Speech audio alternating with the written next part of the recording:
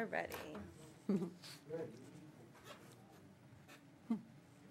Okay, it is 5:30. It's September 17th today. This is the Harpswell Planning Board. We are here starting a little bit early for our regular Wednesday meeting because we have a couple of issues. We have several issues on the board's agenda, and this one, we wanted to make sure that we gave the applicant and the public enough time and ourselves enough time on this, so we're not here till 9:30 at night or something. But we're happy to be here, and I'm going to open this meeting and ask our Vice Chair, Dan, if he would lead us in the pledge. I pledge allegiance to the flag of the United States of America and to the republic for which it stands, one nation, under God, indivisible, with liberty and justice for all. Thank you. On that one. All right, the first issue before us is Coastal Maine Ventures, 28 Field Road. Oh, I'm sorry, I'm way ahead of myself. Thank you. So we're calling it to order. I want to ask the planning board members to introduce themselves. We do have a quorum, starting with Lori. Yeah, I'm Lori Rice with Great Island. Heather Allen, Cundy's Harbor. Amy Hybel, Harpswell. Dan Hobeck, Orr's Island. Courtney Snellings, Orr's Island. And I'm Margaret McIntyre, the town planner. All right, do we have to appoint an associate member? Which would be Courtney. I mean, No. not Heather. Courtney, which would be Heather. Heather. I thought we'd already done that, but obviously we hadn't. So do we need a motion for that?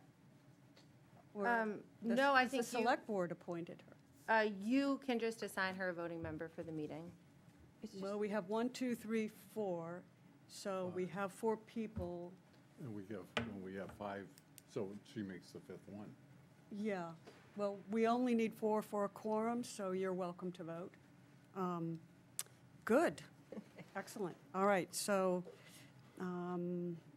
and we have introduced board members. And Margaret, did you introduce yourself? She did. I did. Okay. And I just want to say something really fast. Sure. For anybody who's joining us by Zoom, which there isn't anybody yet, maybe we'll wait. But the procedure will be, I expect that maybe somebody will join us tonight, and we haven't had that before. Okay, So I talked about it with the administration, and the procedure will be, they'll be muted and raise their hands, and then we can call on them and ask them to unmute themselves.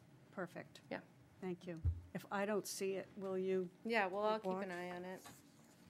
All right, so this is a fairly complicated application. The application is for, as I said, 28 Field Road. It is to remove a nonconforming pier and construct a new nonconforming pier in its place. The property is located in the Commercial Fishing 1 zone. There are setback issues with this property, and it's a water-dependent use, which of course is allowed in Commercial Fishing 1, but there's a history to this and several issues. We do have the planning board's attorney here, which we are very grateful for, Natalie Burns. So what I would like to do, after consulting with our vice chair, is to ask Ms. Burns if she would be willing to answer questions for us, because this really, this could be a cutoff issue. So we would love to have your summary and anything that you'd like to share with the board.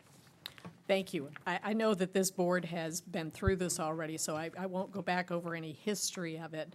I think one thing that's important to keep in mind here is that this is a matter where the select board has approved a consent agreement with the property owners concerning this issue.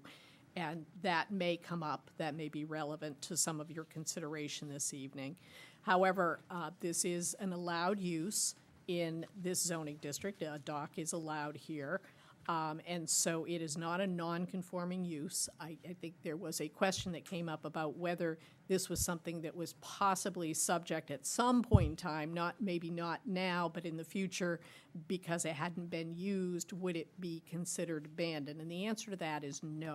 There's not an abandonment of non-conforming structures provision in the shoreland zoning ordinance. There is, of course, as you know, an abandonment of non-conforming uses. But because the dock is an allowed use, it doesn't get abandoned even if it wasn't used for several years. And so because it is an allowed use, but a non-conforming structure, since it does not meet the necessary setbacks, then this board reviews that. There is a proposal to change the location of it, to relocate it, and obviously do reconstruction of it at the same time. And so that is subject to a review under the greatest practical extent standard, which I'm sure this board has used many times with non-conforming structures in the shoreland zone. And so that's what you will be looking at tonight. With that said, that makes it sound really easy, but I know that it really isn't. And so I wanted to say that, but I'm also here to answer your questions for you. So anything that anybody would like to ask, please do. Thank you, that was pretty clear. I actually do have one question. Yes. That got brought up in prior conversations that there was a dispute on the property lines. Would that have a bearing? Because if we're assuming that it's conforming based on the lot lines, but that changes with the legal dispute, how do we handle that? Well, of course, we're going to be very precise with our language tonight. It is not going to be conforming as to the setbacks, but that's not really the issue that you have. The issue you have is how do we determine what the setback is? And I believe that while there is a dispute about where the property line is, the dock is being pulled back from an area of potential encroachment so that it falls within what the lot lines are, understanding that there may be a dispute over that in court, but it is not up to this board to make a determination of where the property lines are. This board looks at, you've been shown right title and interest to a specific area, and you will do your review based upon the information that's been provided to you, understanding that if somebody wants to try to stop this from going forward, that is a private legal matter between the property owners and not something that the town is involved in. So you can proceed based upon the information that has been provided to you about the property lines and do your analysis of whether it meets the setbacks to the greatest practical extent based upon that information. All right, thank you. Okay. Yeah, my question has to do with the physical structure of the dock right now. The fact that there really is no dock, because all there are pilings that are sticking up. And my question has to do with the provisions of 10.3.2.2, reconstruction of or replacement, where it would be more than 50% of the value of the dock as it currently exists in order to replace it. And my question is, does that 18-month period to replace a dock apply here? Now, I'm thinking particularly in terms, the typical thing is that you have a dock, it's been destroyed or damaged in a natural event, and then you say, okay, I want to replace this. It has more than 50% value. The value of it is less than 50%. It's been messed up, and I want to replace it. I want to do it within a period of 18 months. I think it's pretty clear that we can do that under this. My question is whether that applies here, since there really is no dock to replace. And the answer to that is, normally you would do a lot of factual findings on that issue, but we have to fall back to the consent agreement here and what the select board agreed would be how this would be treated when it came before the planning board. And so that is found, I know you have a copy of this. I'm sure it has page numbers on it.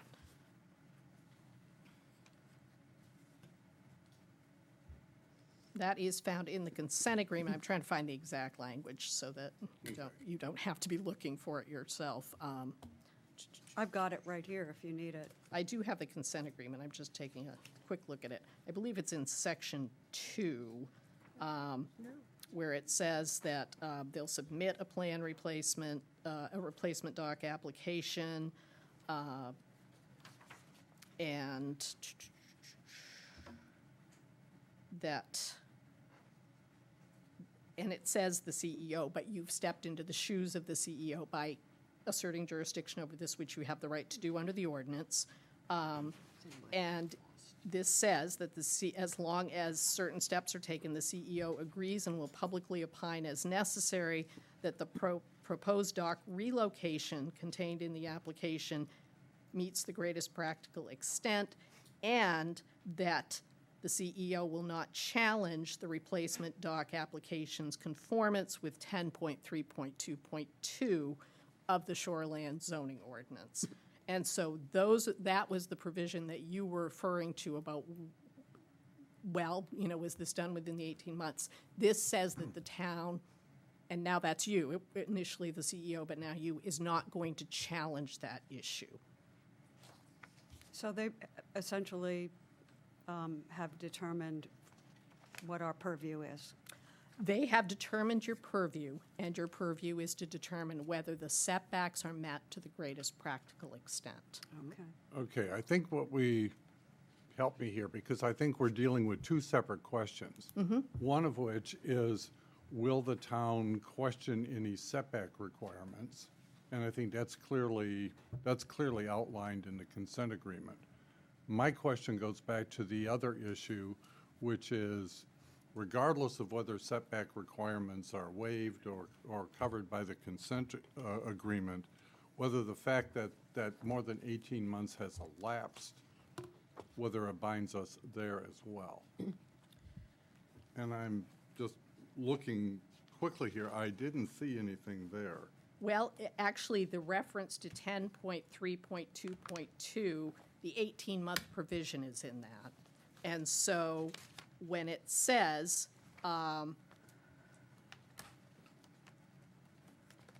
it does not reserve back the right to determine, because it says, at the very end, it says, the CEO also agrees not to challenge the replacement dock's application conformance with 10.3.2.2 of the SLCO to the extent of the proposed dock location. To me, and I was not involved in any of this, that includes the 18-month provision. And so All right. it certainly was something that you would normally be looking at to say, Yeah, 'cause has this been? Because I was looking at the provision of paragraph 2, and it says, the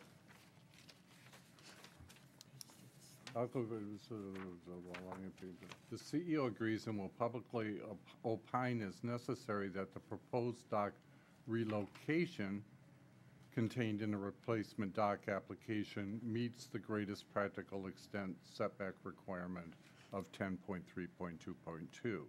Right. And then follows, the CEO agrees not to challenge the replacement dock application in conformance with 10.3.2.2 of the shoreland zoning ordinance to the extent of the proposed dock relocation. Because I guess all I'm seeing is that the agreement talks about relocation under that provision of the ordinance, but there's nothing that references waiving the 18-month requirement. But there would not be a consent agreement without that, because otherwise it would be going through your full review. If you have to look at the 18 months, and then you wouldn't look at the greatest practical extent unless the 18-month provision were no longer in play. Okay, thank you.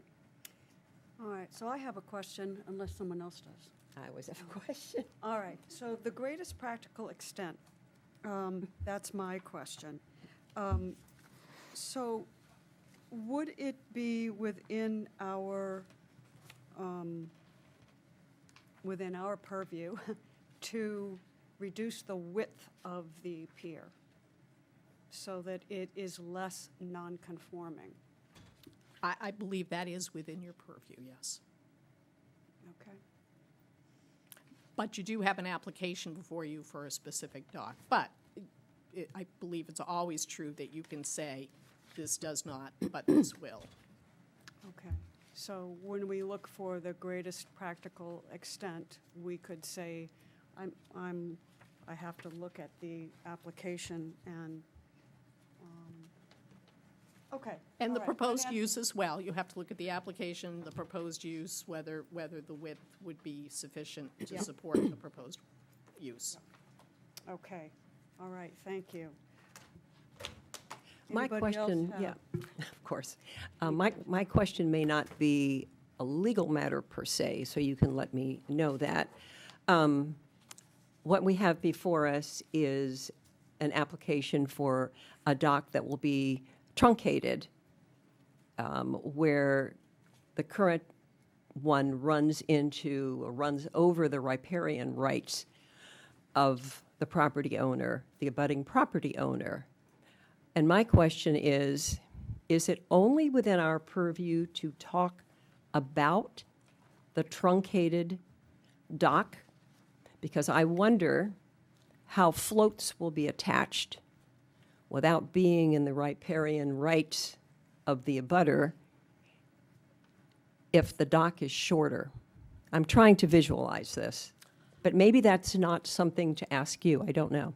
I think that is a factual question that you may inquire about. I know that the applicant has professionals here who can help you with the factual determination on that. I do think that's a fair question for you to be asking.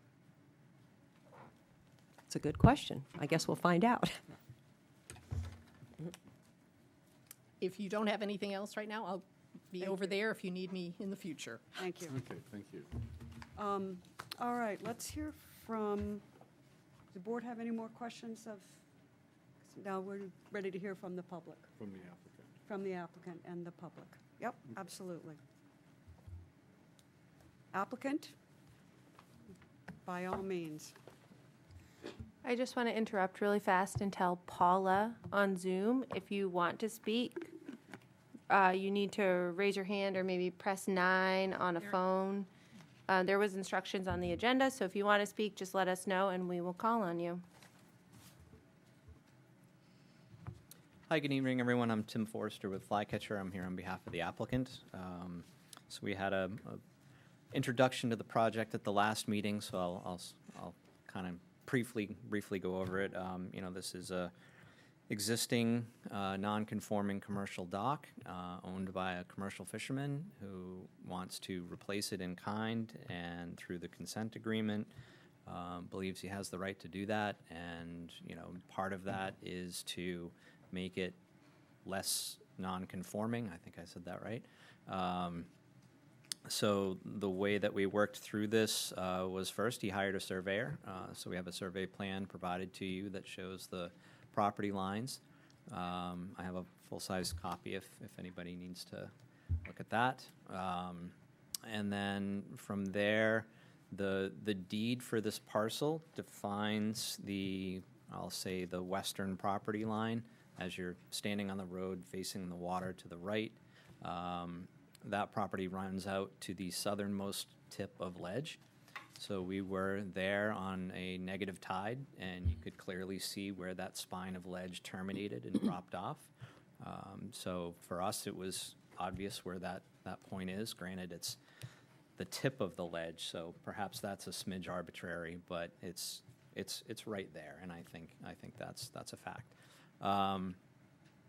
So utilizing that, we were able to cut back that portion of the dock which extended over the property line, which is what we've shown you on the plan, and it keeps the entire pier structure on the property.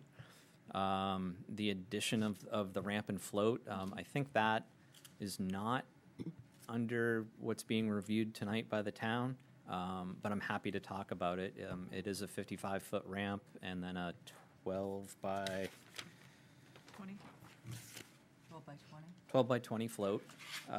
And the way that the end of the pier is being cut off is to allow that edge, the closest edge of the float to remain in line with the property line extension.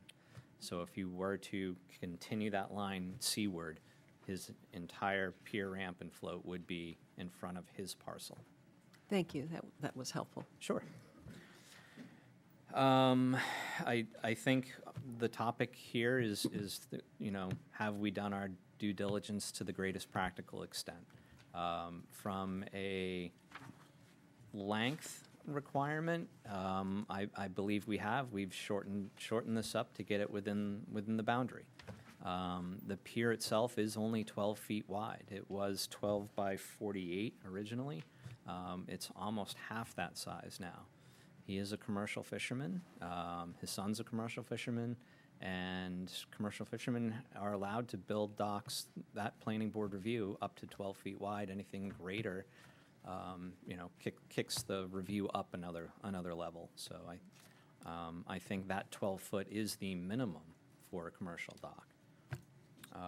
And also, from a lateral perspective, if we were to shift this off of the property line, off the right side, and slide it more into the property, there are several issues there. The dock itself is constructed right over the top of a spinal ledge, so all piles they're shorter because the ledge sticks up, but more importantly, it's pinned right into that ledge. And this was also done under permit by rule by DEP, so replacement in kind means you can reduce your footprint, but you can't go outside of it. So, if he were to relocate this somewhere else, he'd have his permits wouldn't be valid from the state. And if the dock were to shift more to the other side, we'd still be a non-conforming structure on that side. So whether or not you're non-conforming on the left or non-conforming on the right, you're still stuck in the middle. I guess that's my introduction. Thank you. Okay, thank you. Any questions from the board? No. Okay, thank you very much. Thank you. All right. I will just note that on Tim's original application, he had included the ramp and float, and I requested that he remove that because it wasn't part of your review. So I didn't think it was appropriate to, make our decision on greatest practical extent of the pier based on the location of the ramp and float. So I think he gave us both versions, so we Yeah. could see them both. It's always Yeah, good no, to see the thank you, whole Margaret. thing. Yeah. Yeah. Yeah. Yes. Kristen Collins, I'm attorney for the applicant. Just wanted to touch on two things. In terms of the 50% rule and the reconstruction, I just wanted to point out there is very much a dock there. It's got pilings, it's got a deck, it's got railings. Yes, they're in disrepair. But the structure is assessed at $43,000. That was increased in April of last year from the prior assessed value. So the assessor, at least in the town, very much considers there to be a structure of value there. The replacement costs, my client can correct me if I'm wrong, but I believe are actually less than that assessed value. So, That's helpful. yes, thank you. Thank you. And in terms of the width, first off, it is a commercial wharf, so the intention is to replace it in kind. But I think the important word in this application is replacement. It's replacing a structure of similar dimension and dealing with this moderate relocation element to get it out of the setback. But it's a 12-foot structure. We're looking to replace it with a 12-foot structure. Similar to if you had a house with a 1,000 square foot footprint and you were looking to replace it under the same standard, you would be replacing a house with a 1,000 square foot footprint. Thank you. Any questions? All right. Okay. Before we make any motions or have any further discussion, we'll hear from anyone in the public that would like to speak. Please go up to the podium and state your name and, okay, yes, sir?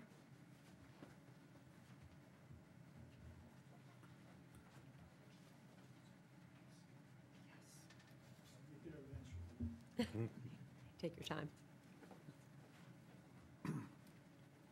As this gentleman is making his way up, just want to let folks know that we did receive a letter, which I don't have a copy of, but we just got it today or yesterday. It's from an abutter, and Today. so that You will... got it today. I think I got it yesterday. Okay, so that will go into the record. Thank you. Thank you, folks. My name is Roger Terrio. My law office is in Bath, and I represent one of the abutters across the street, Gail Hunter.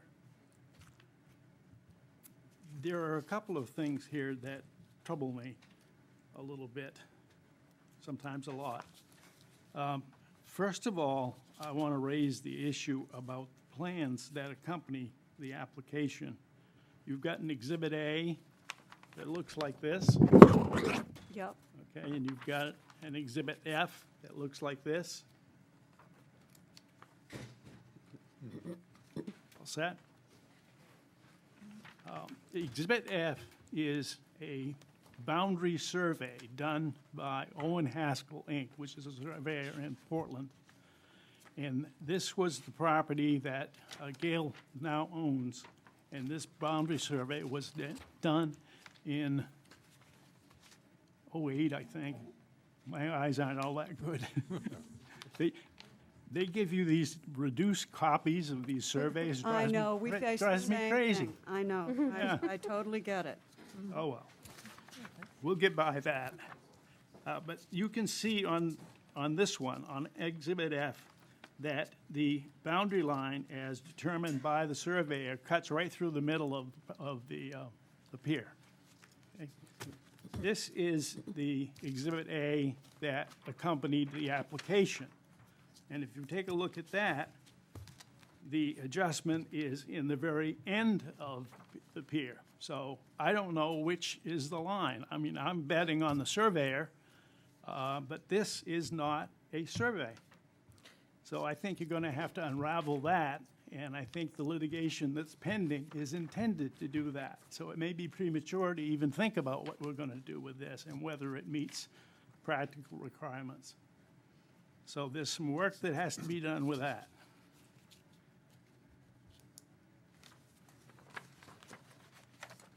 I think you do have to take into consideration the new ramp and float, because this project, although you can split it in pieces, it's going to be a single property with a single use.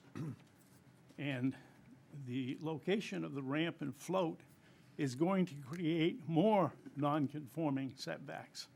It's not going to make them better.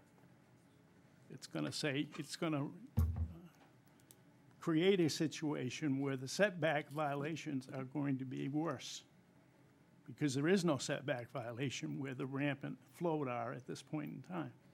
It's going to be created.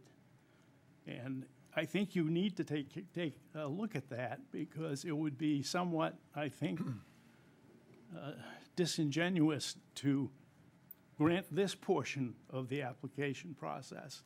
And then when you get to the second piece, the ramp and the float, find that you can't do that. And I think that's what you're going to find.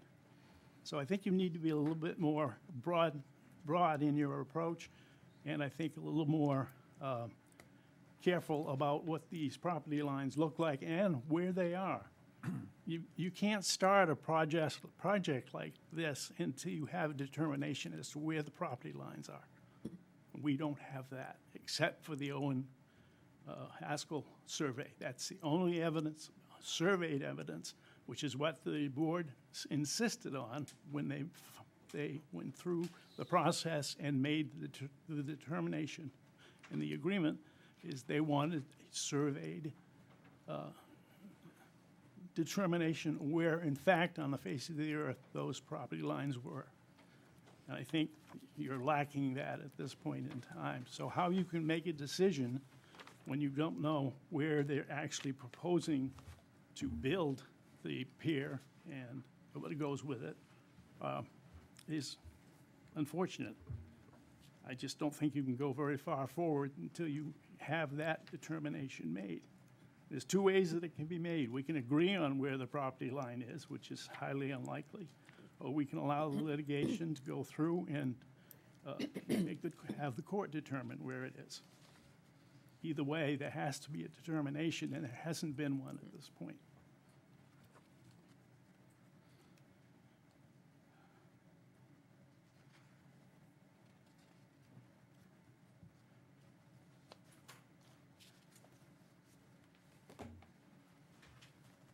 There are some things that are involved in the process of tearing down and building the new one that have to deal with a number of things. I'm not sure that's within your purview tonight.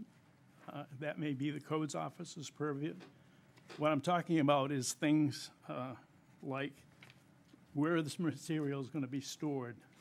In the application, they said they had to be left out for, 24 days, I think, something like that. Where are they going to be? There's not much room on that lot. It's 1,300 square feet. It's unbelievably small. And sometimes there are properties that just will not allow themselves to be utilized because they lack size, they lack dimensions. And unfortunately, I think this is one of them.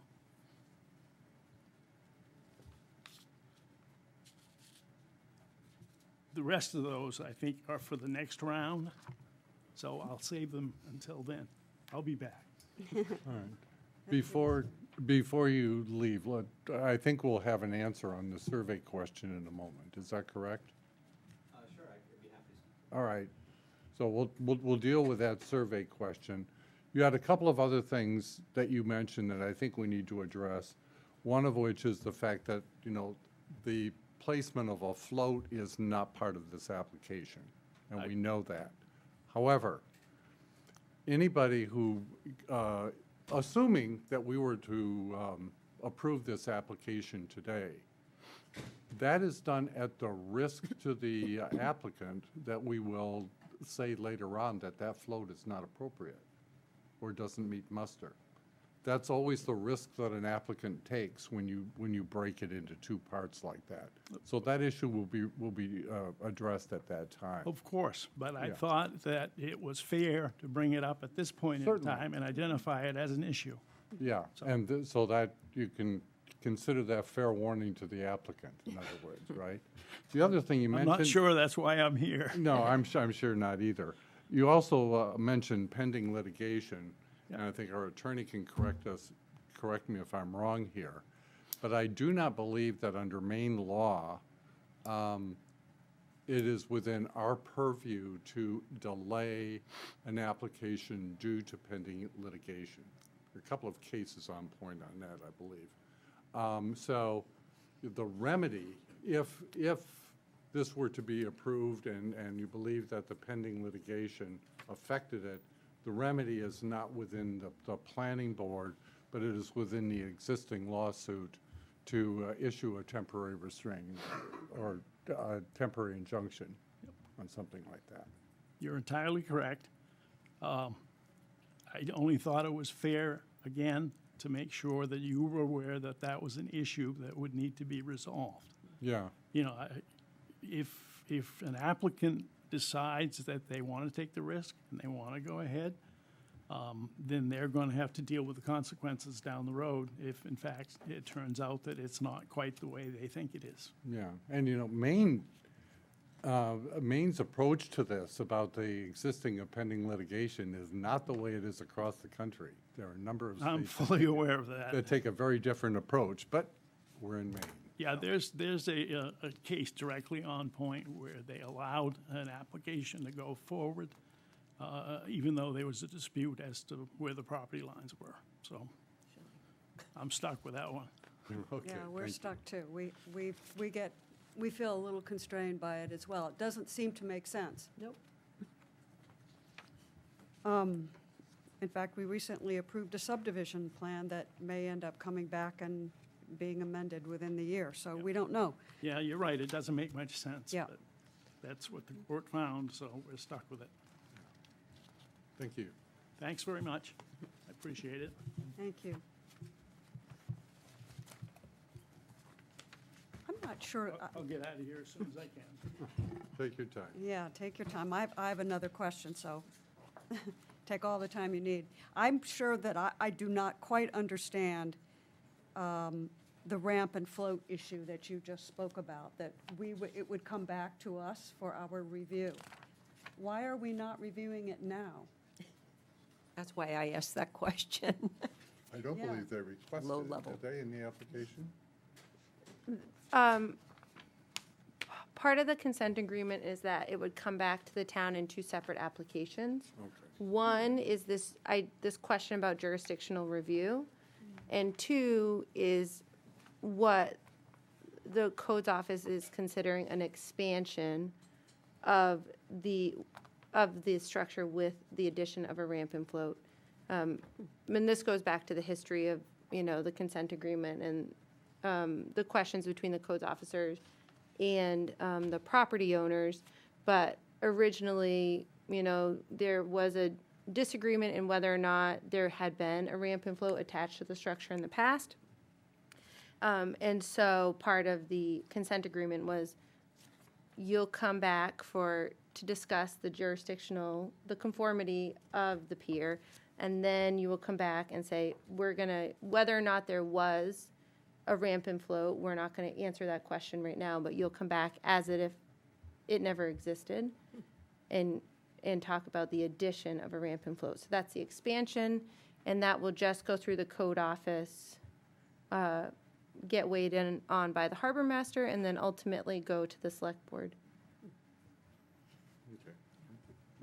It's in So- here. I'm looking at it. It does say that it's split apart. It's a two-part application. So this could be a pier that just goes, that just stays the way it is right now, actually. All right. Yep. That's exciting. I think there's a fair amount of commercial fishing piers in town that don't have ramp and floats. Yeah, that is true. Yeah. That And is true. it's not uncommon. Yep. If I may, I just wanted to respond to the public comment that you received. Tim, state your name again. Yep, Tim Forrester with Flycatcher here on behalf of the applicant. So I think there were two quick things. I mean, we've provided you a stamped, surveyed description of the parcel and showing the boundaries, showing the structure. So this is what I believe the town has asked for, is a stamped, surveyed plan. In fact, when asked to get involved with this project, I refused and said, I'm not doing anything unless you get a stamped survey plan out there because it's a contentious issue. So in terms of the Owen Haskell survey, I don't know that that's even something, that I believe you're supposed to look at this on what's presented before you, and that's this surveyed plan. And beyond that, it would become a civil matter. But I would just add that the Owen Haskell plan shows that survey line, as he correctly stated, cutting off more of the pier. But the line goes to the northern tip of the ledge, not to the southern tip of the ledge. So I'm not a surveyor, but I believe that survey is incorrect. That's just my opinion. And there was one other piece about it being a small parcel of land and the storage of materials while it's being worked on. The applicant owns a house not too far away. Additional materials can be stored there. You can store material on the deck while you're working.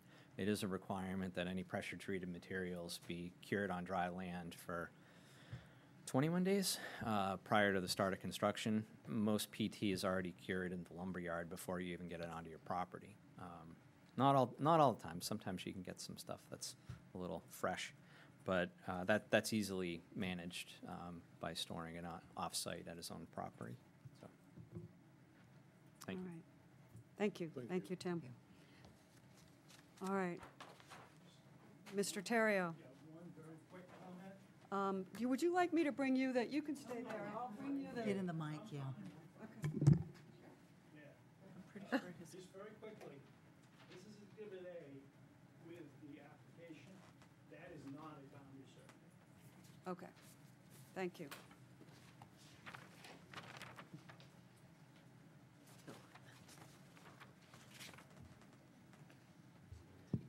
Do you think the Exhibit A that you're showing is the exhibit from the consent agreement? I don't know where it came from. Do you know, Tim? Did you have an Exhibit A with your application? No. Okay. He's looking at a flycatcher plan, I think, but I think it's the exhibit from the consent agreement. No? Doesn't matter where it's from, it doesn't do the trick. Sorry. Sorry, no, there's a couple different things there. The plan that he is referencing, that's a flycatcher document. We are not surveyors.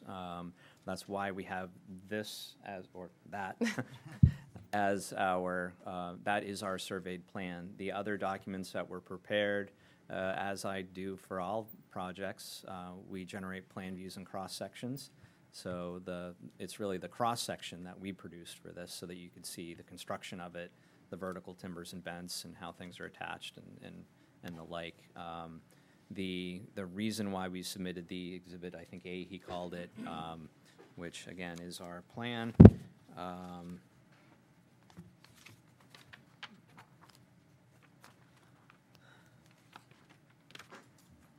Which is not in my pile. Is really for reference, to give you a Google Earth image of where this is located. And it's the survey that's the factual part. Ours is essentially there for reference.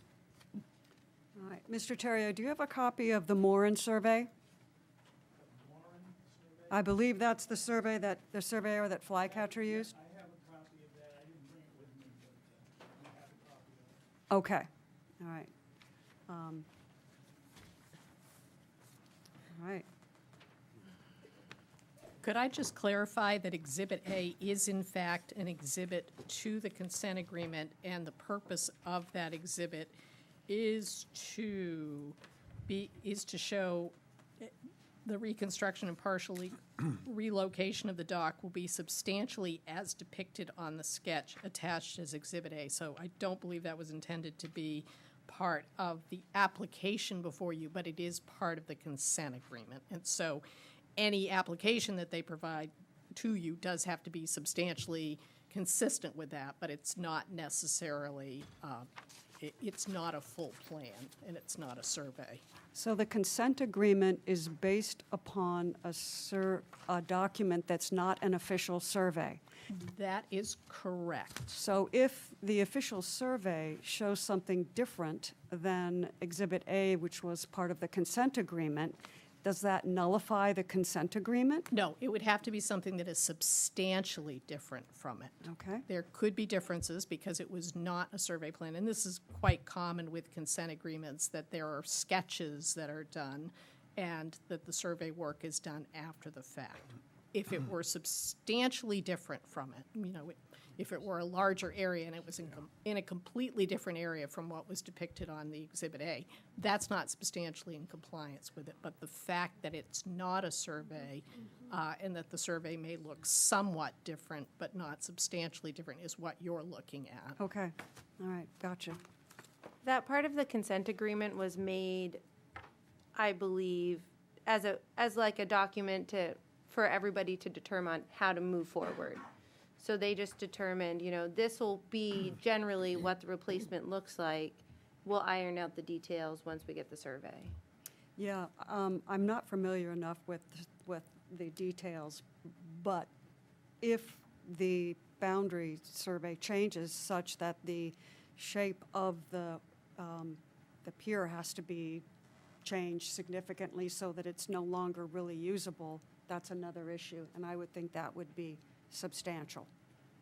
That would be considered substantial. Yeah, but we can't. No. We can't do anything on that now. We have the plan based on the survey. That's Yep, Tim's that's right. application. Okay. That's right. And it's like any application that you have before you. If somebody challenges something and it has to be changed as a result of it, then it comes back to you again, and you Okay. review it at that point. Thank you.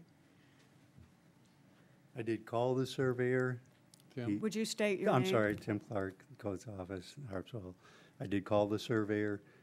He did not do a survey, as he says. He used the two surveys. Bill Coombs's old survey was done in the 60s, I believe, and the Haskell Owens survey. He used those two. He felt that a third one would only confuse things. He did go on site. He did at low tide to find all the points that were on there. I asked him about that. I don't know how that helped. I just wanted to let you know. So Okay. he might have to come and verify his drawing, I guess is all I'm saying. Because he told me I did not do an actual survey. I went there and I used the other two surveys to do the drawing. That's what he told me. That's all I know.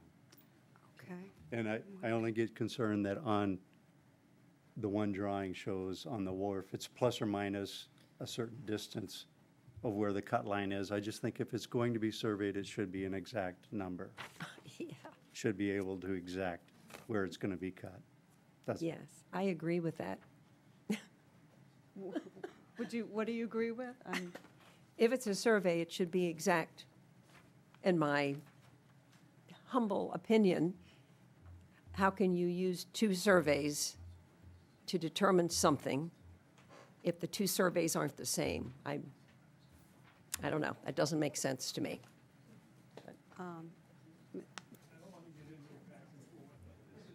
Hi, Mr. it's Terrio Tim. has his hand raised, and Tim, when you're finished, we'll get the microphone to Mr. Terrio, and we'll go. Sorry, is it me or him first? No, that's all right. So just to clarify, I mean, the plus or minus is the cutting of the wharf. It's not the boundary line itself. You know, when you have a wharf structure, we're not talking plus or minus 5 feet or 10 feet. You know, it's plus or minus within a foot, within a couple inches of the actual cutting of the wharf.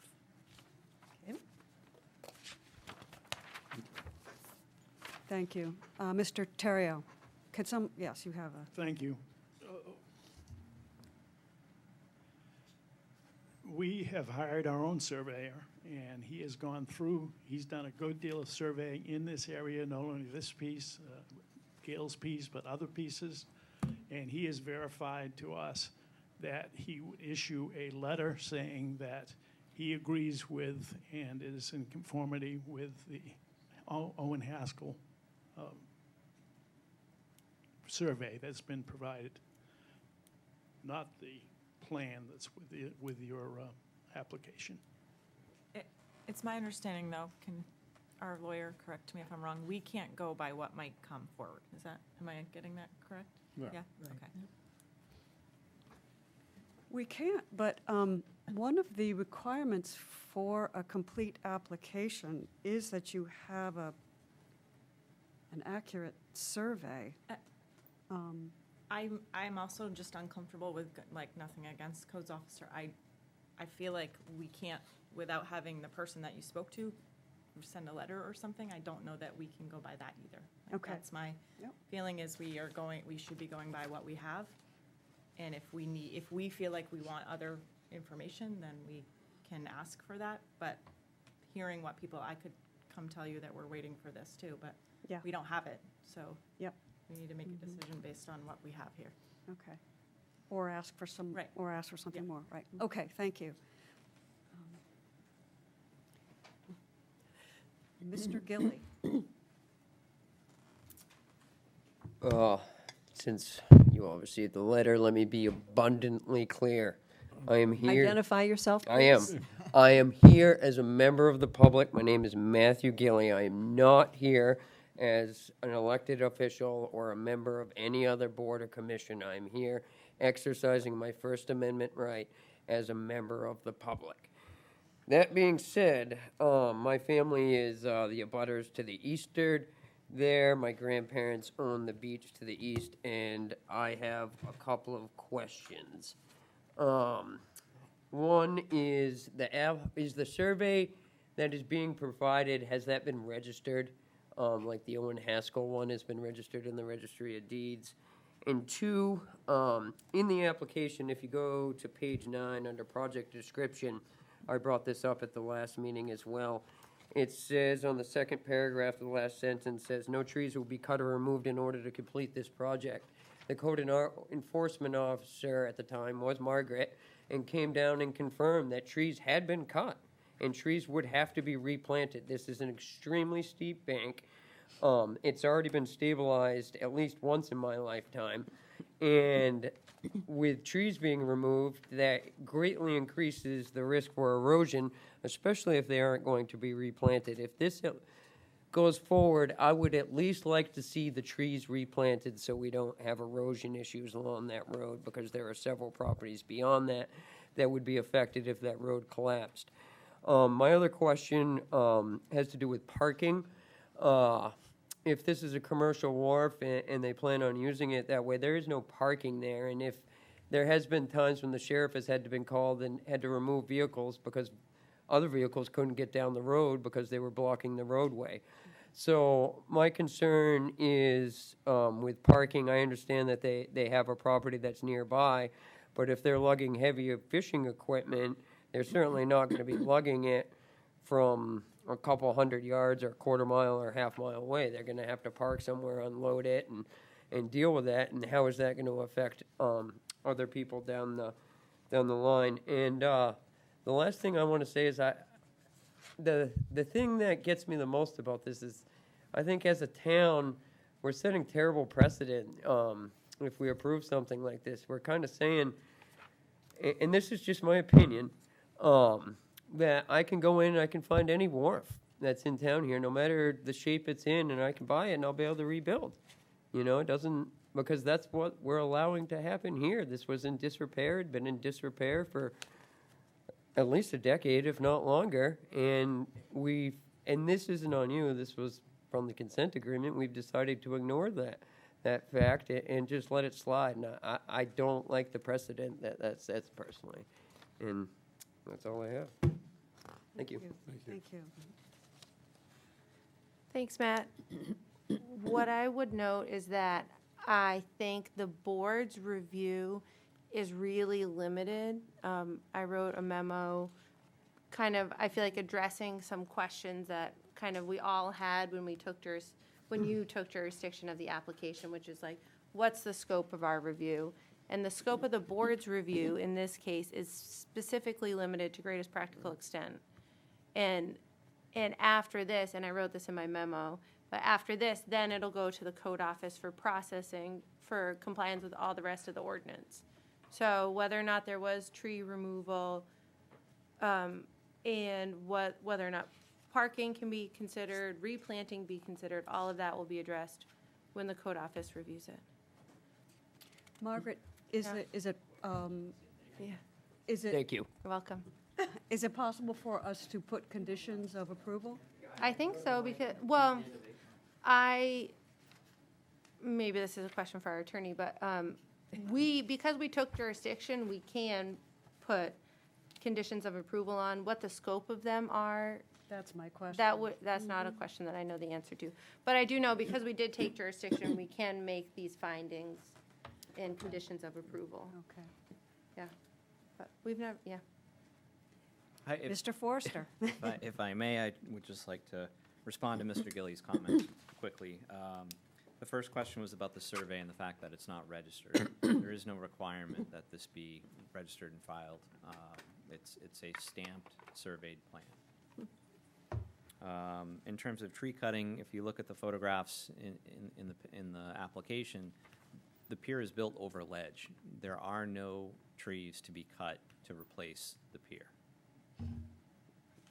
I have no comments on parking. I know nothing about the parking scenario there. And in terms of his comments on precedent, I agree. You know, currently you can come into town, you can buy a piece of property. If there's a dock on there, you can rebuild it. And you can follow the rules and make changes to it and everything else. If that's an issue, then that's an ordinance change. Yeah. I can also see that issue, especially for commercial fishing, going in the other way. Should we deny it, then the opposite point of view might be, this is commercial fishing pier, and you need to let commercial fishermen do their business, because that's a large part of the business of this town.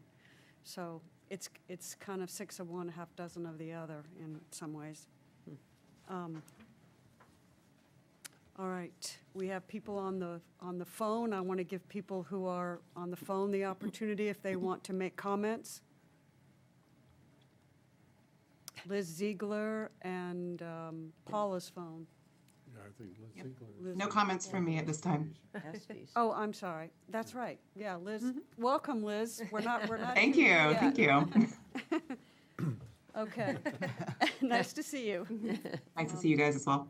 Probably a little bit longer. Okay, anybody else from the public that would like to comment? We got a lot of people here. Okay. Dan, what do you think we should do? Well, 'Cause I can see you, I'm just jumping up and Yeah. down on my chair. There are just a couple of things.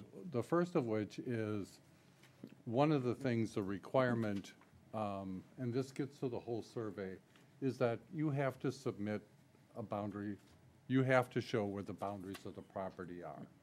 And once the applicant does that, that is sufficient unless somebody else comes in and shows something different. Yep. And absent that, I think what we have there is plenty sufficient. I have a question. Is the boundary dispute currently under litigation? If that is the case, how can we make a decision if we don't have a clear boundary? I'm just asking the question. that's a logical question. I'm known for and those. And unfortunately, we can make a I feel decision. like it was already answered. It was answered Yeah. originally by Yeah, the attorney. it was answered. I know, it's a logical. Oh, that's that weird thing that It's because of the state of Maine I think you have to pretend like you don't know there's a boundary dispute. Yeah. dispute. Exactly, Sorry. exactly. Because It it's just makes outside of so what we little can do. sense to me that I just had to speak No, on it but again. it's logical. All right, so, Dan, I have one other comment, and it has to do with the fact that we did receive a letter yesterday or today, which was made a part of the record. I do want to note as a policy matter, that the second paragraph of that letter constituted a personal attack. And that has absolutely no place here. That's just it. thank you for that. I agree. Thank you. All right, I believe that we have two things that we need to do as we move into our review here. The first is to determine whether or not the non-conforming lot and the proposed structure meets the standards to the greatest practical extent. And this is just like being put in a box here, because there's no more room. If this was being proposed today and there was no structure there, this would not be allowed. However, there is a structure there. The town has signed the select board signed a consent warrant, which does outline the purview of the planning board, and so we have to operate within that. So, I'm going to move that the planning board finds that the proposed removal and replacement of a non-conforming pier on map 63, lot 77, is conforming to the greatest practical extent based on the following findings. What I'm going to do is make the motion. Someone will second the motion or not, and then we'll have a discussion, and then we'll have a vote. So the first finding is that the pier is a functionally water-dependent use, and therefore there are no setbacks from the upland edge, the roadside of the coastal wetland. The setbacks are 25 feet from the property lines, and the lot is 26 feet wide at its narrowest point. There's no location on the property for the pier to be conforming without a setback reduction from the CEO, which requires written consent from the abutters, which I believe we do not have. The pier is non-conforming in regards to the western property boundary because approximately 50% of the structure is located over the riparian boundary with the abutter, tax map 63, lot 63. The replacement pier will remove the western half of the structure, eliminating the encroachment. The replacement pier will be 0 inches to the property line, which will be more conforming in regards to the western property boundary by removing the structure from the abutter's property. That's difficult to get in your head, a lot of words there. The pier is non-conforming in regards to the eastern property boundary. To move the pier in that direction would create a new non-conforming condition, which is prohibited. The replacement pier will continue to be 23 feet from the eastern property boundary. So we have a motion with findings. Is there a second? I'll second. All right, we have a second. Any discussion? Were we going to put any, were we going to talk about parking? Or was that later on? That's not a part of our review. Okay. Because we were talking about. This is possibly, since we took jurisdiction. This is whether it's conforming to the greatest practical extent. And then we have another motion after that. Okay. So all in favor of the vote? Raise your hand. All right, thank you. Conclusions of law. Dan, do you want to do the conclusions? Oh, wait. I'm sorry. If I could just I don't think you've done hybrid meetings before, but I believe under the Freedom of Access Act, if it's a hybrid meeting and there is somebody on the phone, you need to actually do a roll call vote on all of your votes. Oh, thank you. Thank you for reminding us of that. Okay, let's take that vote again. Laura, are you in favor? Yes. Yes. Heather? Aye. Amy? Aye. Dan, aye. Courtney, aye. Thank you. Thank you for that reminder. All right, Dan, do you want to do the conclusions of law? Sure. I move that in light of these findings of fact, with consideration given to the supporting documentation in the record, the planning board reaches the following conclusions. The planning board finds that Coastal Maine Ventures and Jesse and James Clow have met the standards of the Town of Harpswell Shoreland zoning ordinance. The planning board approves of the proposed location of the replacement wharf at 63 Field Road, subject to the following condition of approval. This approval is dependent upon and limited to the proposal and plans contained in the application and supporting documents submitted and affirmed to by the applicant. Any variation from the plan, proposals, and supporting documents except de minimis changes as determined by the town planner that do not affect approval standards is subject to the review and approval of the planning board. I'll second that motion. Is there any discussion? Does anyone want to place any further conditions on that approval? I was thinking perhaps, because we are dealing with 0 inches to the property boundary, maybe a condition of approval that says the surveyor is going to come out and lay out the property boundary before the replacement pier is constructed. Just to make sure that we're making sure that the replacement pier is in the accurate location. Thank you. That was just a thought that I had I think as part of this discussion. That's a good one. Okay. Does everybody get that? Everybody agree? Okay. But I do think Charles maybe in the audience had something. Do you want us Oh, to I bring you a didn't microphone? All right. Okay. He's hiding behind the, My name is Charles Saunders. I heard you say 60 on Field Road when the actual address is 28. Am I correct? Oh. In your proposal that you just got through reading. oh, he does say 63. You're correct. It does say Oh, 63. look at that. You are correct. Thank you. Should be 23. Should be 28. All right. 28. 28, right. Thank you. All right. You read it from. Oh, he is. You have, Thank you. Okay. thank you All right, very much. Thank you. Point of order. Okay. So we'll correct that to 28 Field Road, subject to the first condition. And would you just read the second condition that you suggested so that we're all on board with that?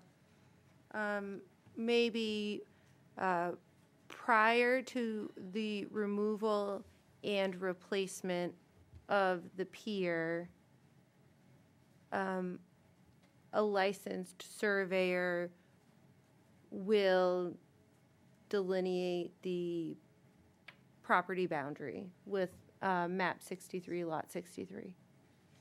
Lot 77. Unless our town attorney has something better. Can we also ask that it be submitted to the Registry of Deeds? That's,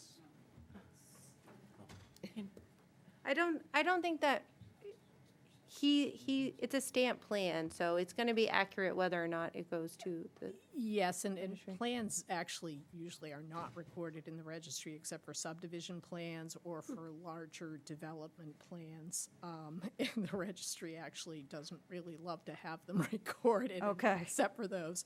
It can be, but I wouldn't recommend it as a condition of approval.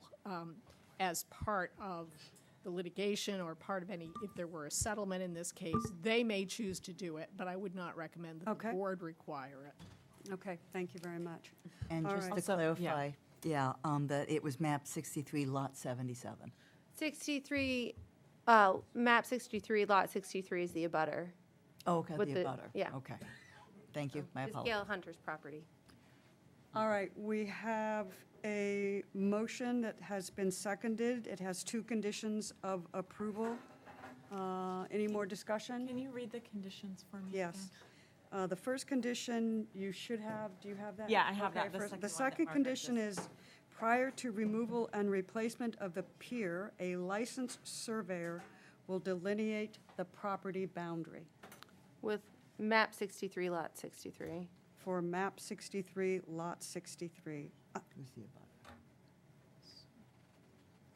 So does that go against the fact that we're not supposed to be waiting? I'm just trying to understand, not supposed to be waiting for a property dispute?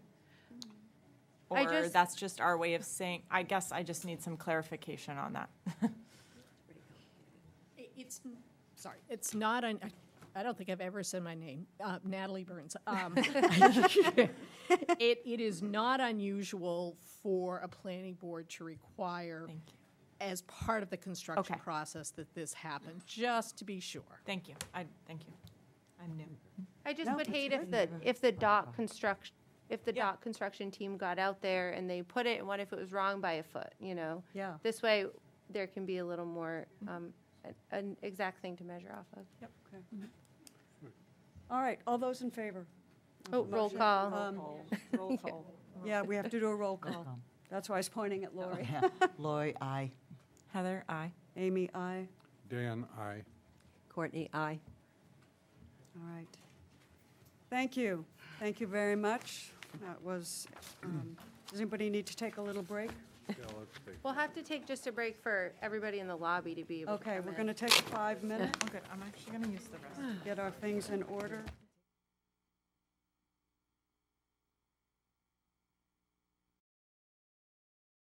Non-conforming structure. This is a lot that is completely within the Resource Protection Zoning District. And I'm going to ask the planner, who has given us a memo dated September 12th from herself to the DEP Shoreland Zoning Coordinator, Jeff Kalinich, with 2 questions. And I wonder, Margaret, if you would just summarize that for us, and anything else you'd like to add. I would first like to add my site walk notes. Oh, yes. In the secretary's absence, I took some notes from the site walk. I'll just read them really fast. The site walk for 59 Potts Point was on September 8th. Present at the site walk was Tim Clark, the code officer, me, the town planner, board members Amy and Courtney, the applicants Dennis from Country Fair, Emily from Mainland Development Consultants, and Sam from Curtis Custom Carpentry, and abutters Linda Hall and David Anderson. My notes say that the applicant showed the proposed location of the reconstruction, the existing and proposed septic.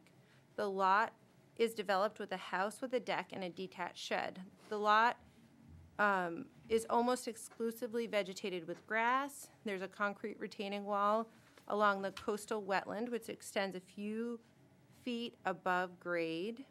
The new house will be elevated to be out above the flood zone. The abutting home to the north was raised within the last year, which is a good example to show how the replacement structure may look. Thank you. Just for any of the board members or the public who were not able to attend. Thank you. Now, on to the second half of your question.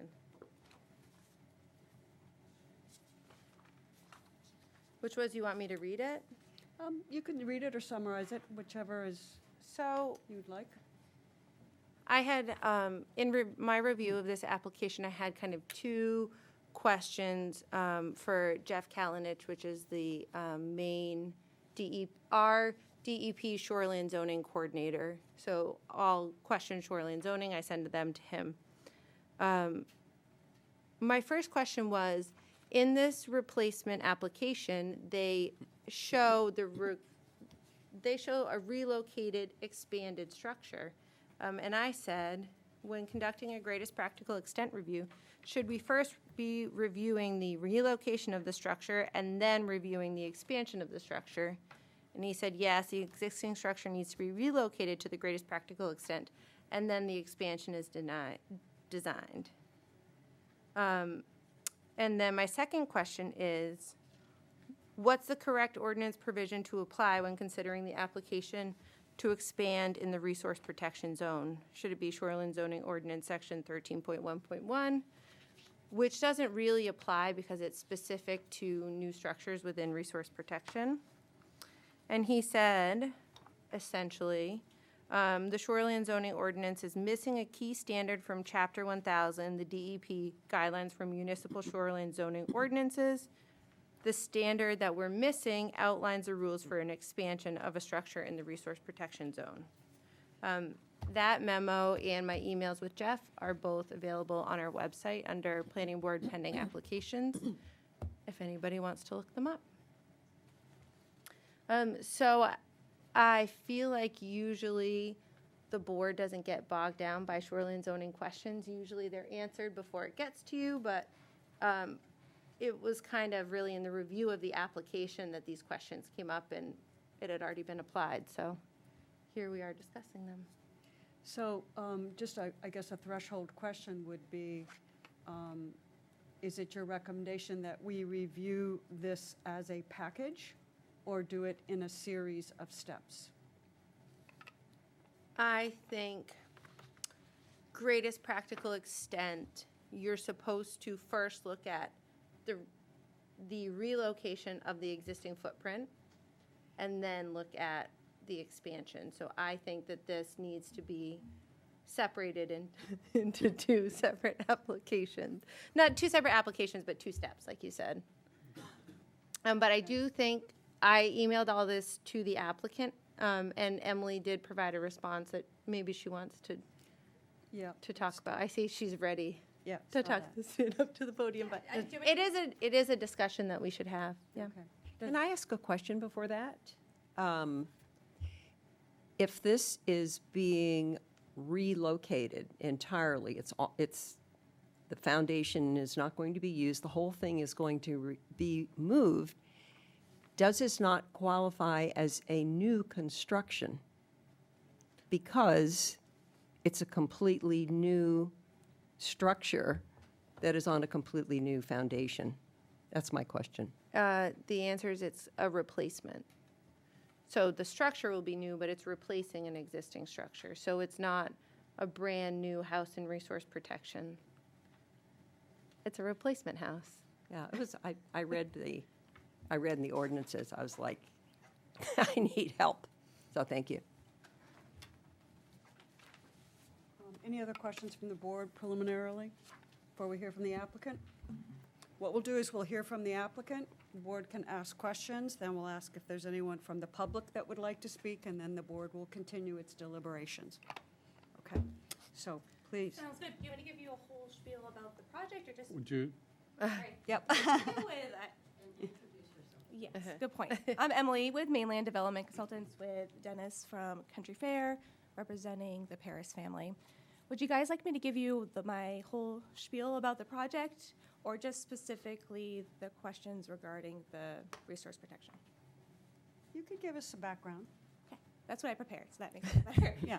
All right, so the existing structure that is, it's right here, for those of you who aren't familiar with the site, was heavily damaged in recent flooding and storm events. It's located only 10.8 feet from the highest annual tide. To mitigate issues and make this beautiful property usable again, we're proposing reconstructing it further back.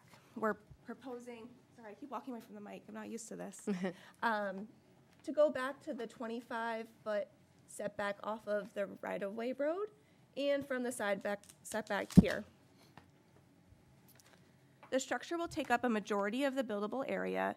There is a steep drainage swale directly next to the house, just to get water away from the foundation and the piers and whatnot. And then the driveway, the well, and then the other property line. There's more constraints and details regarding this placement in my last letter. So if you guys have any questions further, just feel free to let me know. We are proposing a small expansion to accommodate the mechanical and utilities that are right now, or were, underneath the crawl space, underneath the existing cabin. We need to raise those to meet flood standards. The deck, we're proposing to remain the same exact size. There will be a few more steps. The house width is relatively the same. So that's why we were kind of hoping to review this simultaneously, as the width in the proposed structure and the existing structure in terms of greatest practical extent are very similar. The expansion we're proposing is 12% of the footprint within the allowable 30%. I know in the memo that, the draft memo, that there was a statement regarding the expansions are prohibited in resource protection zones, and we believe that they are allowed for a few reasons. There's no language in section 10.3 prohibiting any restrictions within zones. In section 10.4, it reads, expansions of non-conforming institutional uses in the resource protection district are prohibited. I know that use doesn't apply here, obviously, it's not a school or anything. But it alludes to the fact that expansions in the resource protection zone are allowed, and that 10.3 would have had similar language if it was prohibiting it. And chapter 1000 from DEP is also just a guideline, so there might be inconsistencies between your code and theirs. This expansion, we're not proposing any increase of nonconformance. In fact, we're pushing it back, so we're increasing the nonconform. You're reducing the nonconformity. Thank you. It's a backward, yes. It's going to be 47 feet further back from where it is now, in terms from the highest annual tide. For utilities, we're replacing the existing holding tank with a new septic system to mains subsurface waste codes, a new water line from the existing well, and lastly, as was mentioned, the structure will be raised to meet base flood elevations, placed on concrete piers with footings doweled into the bedrock. We know these shoreland zones and non-conforming lots are tricky, but hopefully your jurisdictional review will be straightforward, and we'll keep here for any questions if needed. Thank you very much. Yeah.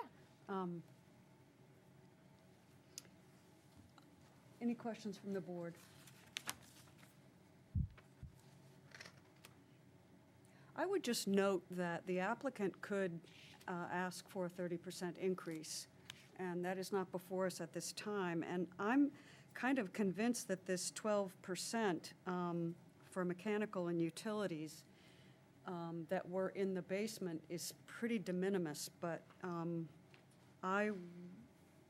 that's why I asked the planner for more explanation of why she thinks this should be in two stages. And if you think it should be, then could you guide us on how we could do that tonight?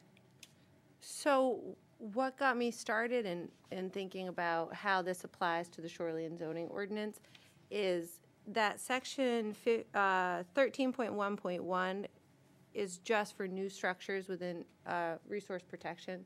not replacement structures, new structures. And it limits the footprint of structures on a single lot within resource protection to 1,500 square feet.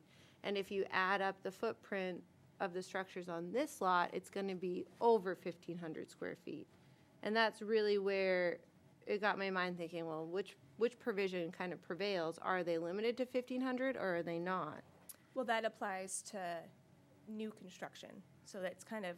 But in the section that we're missing from chapter 1,000, it limits you to 1,500. Or 30%, whatever's greater. I think it still limits you to 1,500, but, hold on, I printed it out, I think. Okay, we've all got it. It does say whichever is greater. I'm at Oh, 13.3.1.3.2. No, I have it here. It's on, I guess I have his email, I don't have the actual chapter. I really do, though. 1,000. It says, may not be expanded to size greater than 1,500 square feet or 30% larger than footprint that existed at the time the Resource Protection District was established on the lot, which sounds like it was fairly recently swapped over, just zone-wise. I don't think so. I think No? it's, Okay.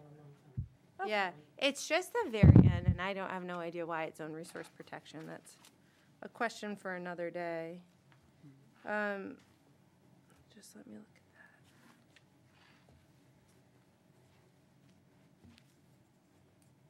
that. Oh, size greater. Oh, you're right. It's 1,500 or 30%, whichever's greater. So, yeah, I hate to bring shoreline zoning questions in front of the board because it's not really your area of expertise. So I'm not sure how you guys want to handle this. Okay, well, if you don't have a firm recommendation. I mean, I do, but I don't think anybody's going to really like it, which is, so there's two issues. One, I think that we need to look at this in two parts. One, the relocation, two, the expansion. And the second issue is that the greatest practical extent language in the ordinance limits us to a 40-day review period. So if we table it and come back, then we'll be over the 40 days. Okay, I'm sort of getting some, Can we do both of them, try both of them tonight? I feel like Just they're very- one and then followed by the Well, other? So it's Maybe? the expansion of the 30%, making the house longer, deeper, is making it less conforming to the 75-foot setback. And that's really the issue, I feel like. But the nonconformance is based on the existing structure according to the definition, not the new location at the greatest extent possible. It's based off Yeah. of the existing according to the definition. I know it's wordy. okay. I think that we need further guidance from either the code office, the shoreline zoning coordinator, or the town attorney. Okay, let me ask Dan, who is our resident attorney on the board, whether he has any comments. I wish I'd been on the sidewalk. That would have been. Yeah. That would have been very helpful. Yeah.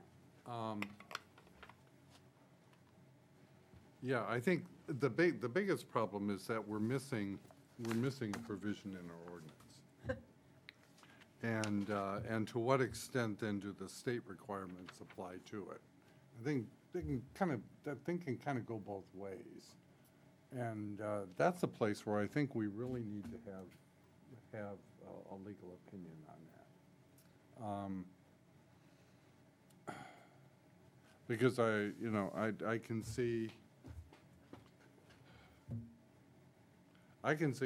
it being read both ways.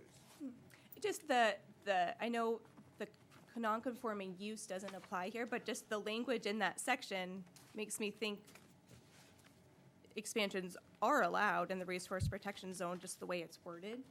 I don't know if you guys took a minute. I know I said Yeah. that in my long spiel. It might be worth reading that section just to gauge your thoughts. That is 10.4.1. And Shoreline. I agree with you. However, I asked Jeff Kalinich, we all have his response, which is it doesn't apply to resource protection because we specifically don't allow it.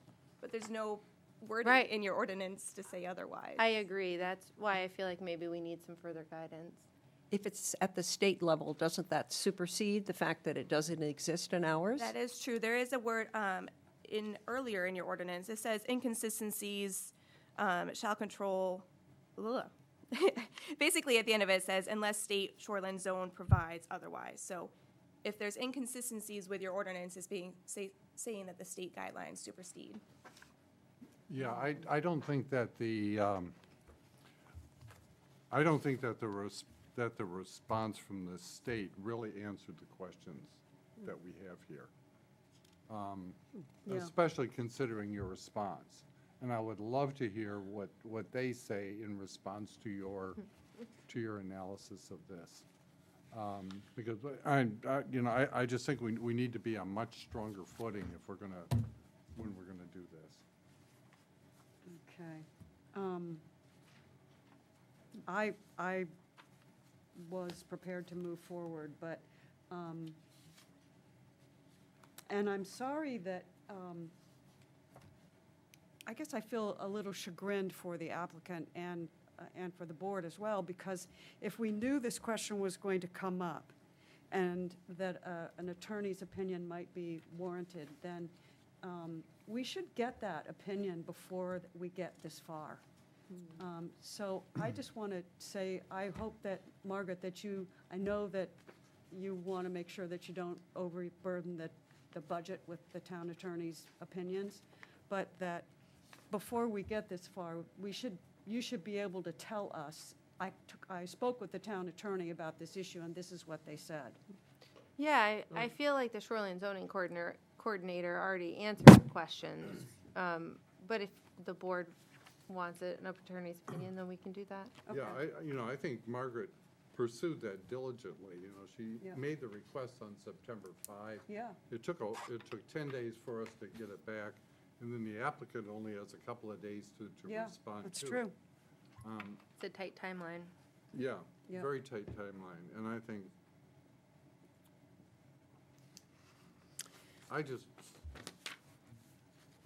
I just don't feel comfortable moving forward on it right now. Okay. So can you, for the record, articulate the question that you would like to have answered?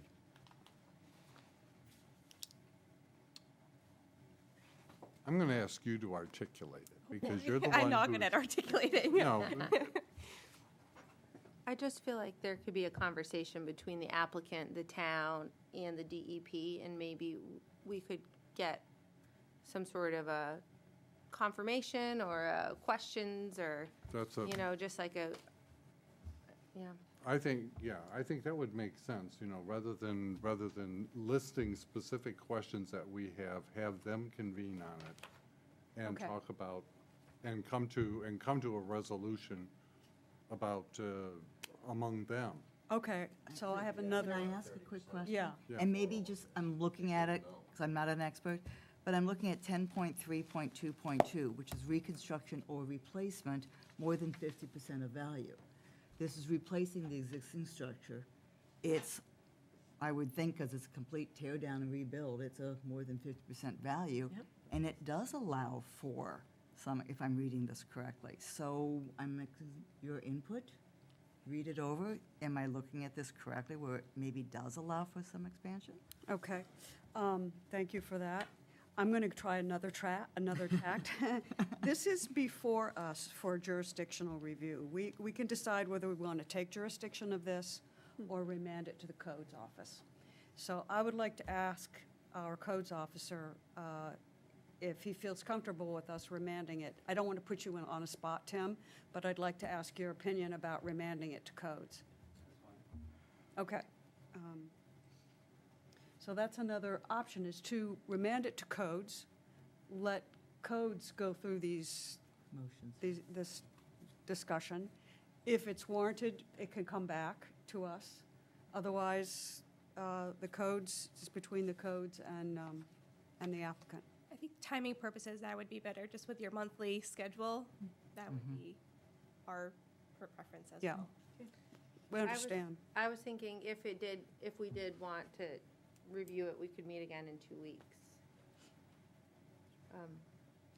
Yeah, we could try that, if we could get some answers. Okay, how does the board feel about continuing with review or remanding it to codes? Those are our two options. It sounds like codes is comfortable, correct? Yeah.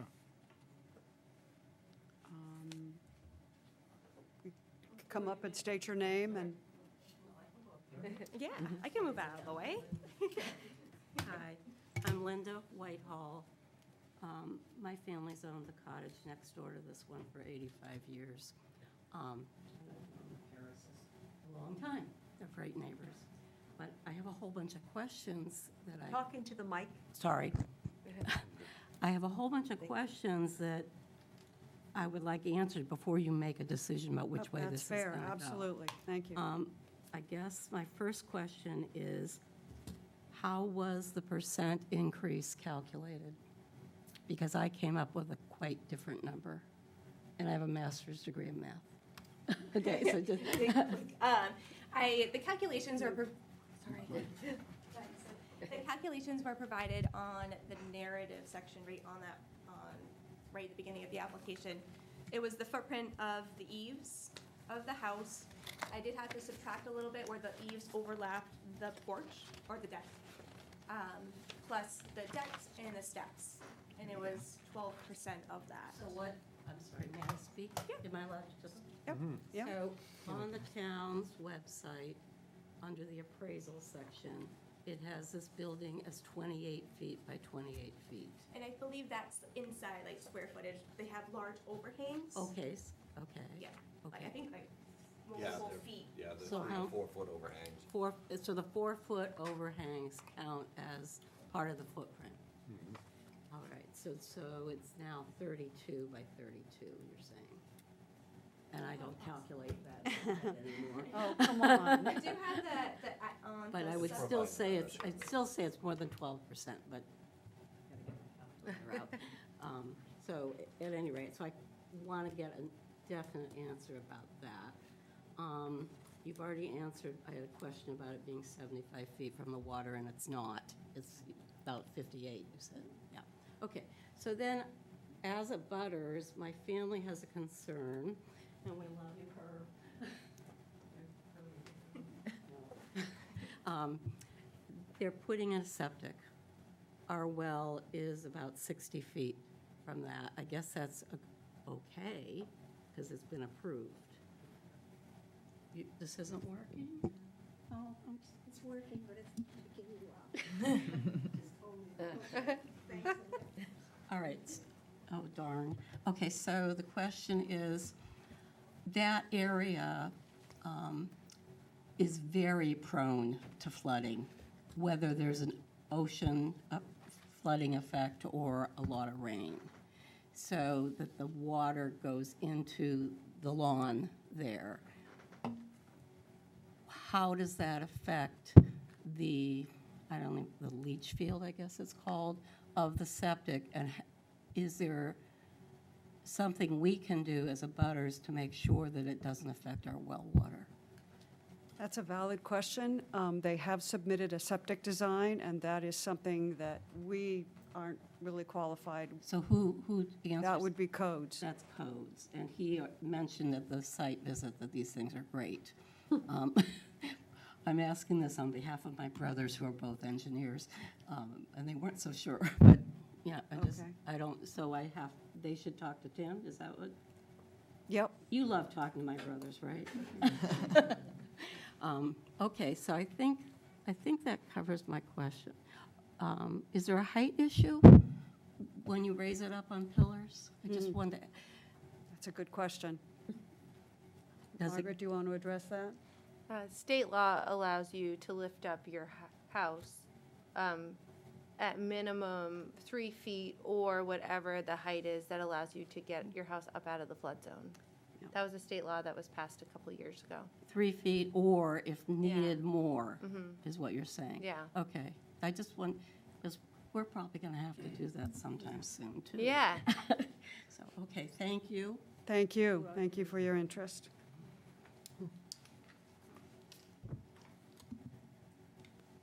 I'm comfortable remanding it to codes at this point. Well, I'm just glad to hear that. Good. I am, all right. So, let's see, do you want to make a motion, Dan? Yeah, I move that the planning board declines taking jurisdiction and remands this matter to codes. I'll second that. Sorry. Any discussion? All right, all those in favor? No, we have to do, Oh, Lori, aye. Heather, aye. Amy, aye. Dan, aye. Courtney, aye. All right. Thank you. Okay. Excellent, very good. Thank you, nice presentation. Yes, thank you very much.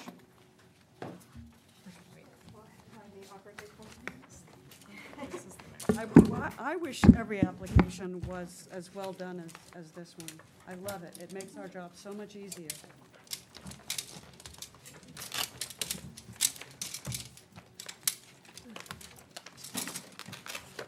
All right.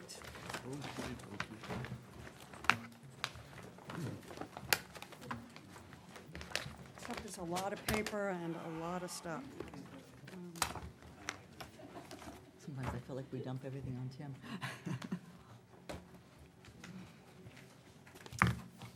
All right. Thank you very much. Thank you. Thank you. Good luck with your project. Thanks. 2 years in the making. Yeah, bet, well, yeah. that storm was, that was a Yeah. kicker. All right, our next application is, it's really two. I'm not sure whether we're going to go through both of these at the same time. It's 250902 and 250903, the same applicant, Andrew and Elizabeth Ziegler, map 18, lot 109, 10906 Harpswell Neck Road, the former Estes property. It is before us for consideration of a change of use of a nonconforming structure, and then also site plan review. So we have this on the agenda under two separate items. Would you like to explain why that is, Margaret, and how you'd like us to proceed? Yes, I feel like the change in use of a non-conforming structure is more of a threshold issue that the board should consider prior to considering the site plan review. That's, so they really, I put them all in one document so they'd all be in the same place, but really they are two separate issues. The shoreline zoning ordinance requires the planning board to consider the change of use of a non-conforming structure, and then they want to open an artist collective, so Okay. that would be step two. And I do have some site plan notes. Would you like to hear them? Some site visit notes. Yes, thank you. We visited the site on September 8th. Present was Tim Clark, the code officer, me, the town planner, board members Amy and Courtney, the property owners Andrew and Elizabeth, and Linda Hall, the abutter. She was at both of them. The group walked around the exterior of the building, looking at the proposed location of the food trucks on the south end of the building. The owner showed spots in the pavement needing repair due to undermining during storms. It was observed that the access to the upstairs is by the exterior stairs on the north end of the building. This will be the access to the artist studio spaces. The board members inquired about flood damage due to 2024 storms. Owner reported little, if any, known interior flood damage. Okay, thank you. All right, so we have two items before us. First is the request, so we're going to need several votes here. The first is, the other thing I wanted to ask was our timing. But I'll ask it in a minute. So section 10.3.3 of the Shoreland zoning ordinance requires that any change of use of a non-conforming structure, which this is allowed only after the planning board determines that the new use will have no greater impact on a stream, a tributary stream, a coastal wetland, or freshwater wetland, or on adjacent properties.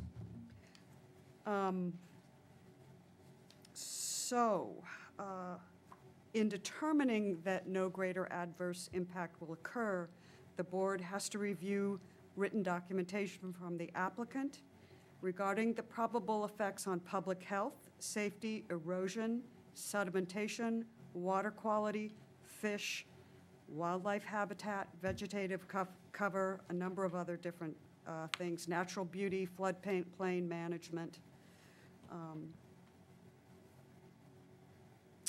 And the planner recommends that, given that the applicant plans to utilize the existing infrastructure on the property, the existing septic system, and proposes no changes to the lot, it's reasonable that the board find that the proposed change of use meets the standards of section 10.3.3. So, I am going to make a motion. Well, actually, I'm not going to do that yet. I'm going to ask if the applicant has anything, well, does the planning board have anything that they want to ask Margaret? I just wanted to add, some of the history of the lot was included in the draft motions. This did come in front of the board for the same exact change of use of a non-conforming structure review when Larry Crooker, the previous owner, was getting ready to sell the property. He was trying to market, this is my opinion, but he was trying to market it as a residence or have the ability to be residential. So he came in front of the board and asked for this approval to be the same exact approval so he could make it into a residential use, which the board granted. But it never became a residential use. Right. So in my opinion, we are still comparing the proposed use against the restaurant use because it has never been anything else. Okay, So that's a little confusing. Given the history of this property, everything's confusing. yeah. I have some questions about the change of use and the things that we are responsible for, because the change of use is going to be for an artist studio. And there are lots of chemicals used in an artist studio that are corrosive and hazardous, and we don't really know what those are. We don't know what they will be.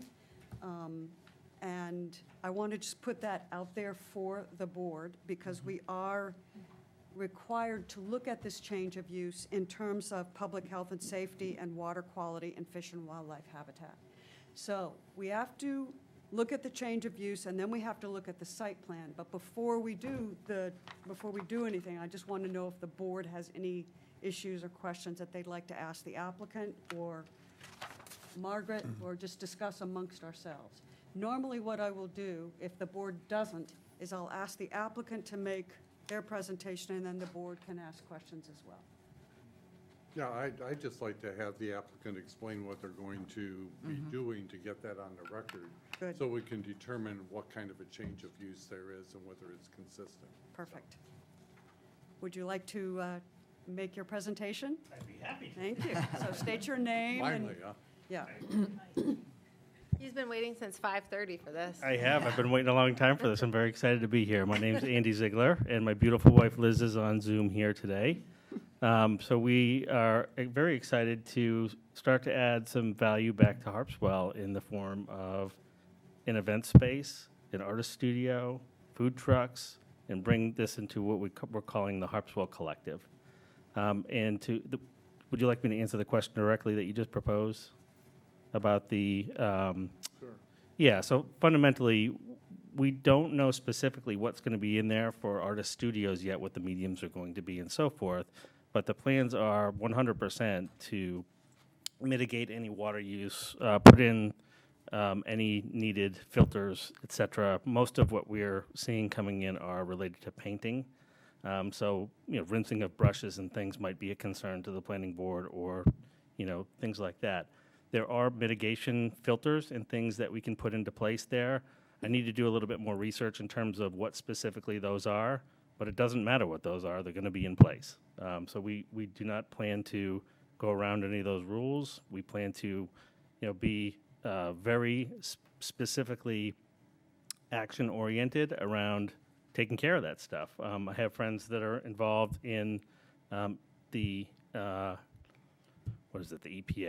I think it's the EPA, Environmental Protection, that we're going to consult on these things and make sure that we're doing things right. So I want to take that concern off the table, that any needed hazardous waste issues will be addressed.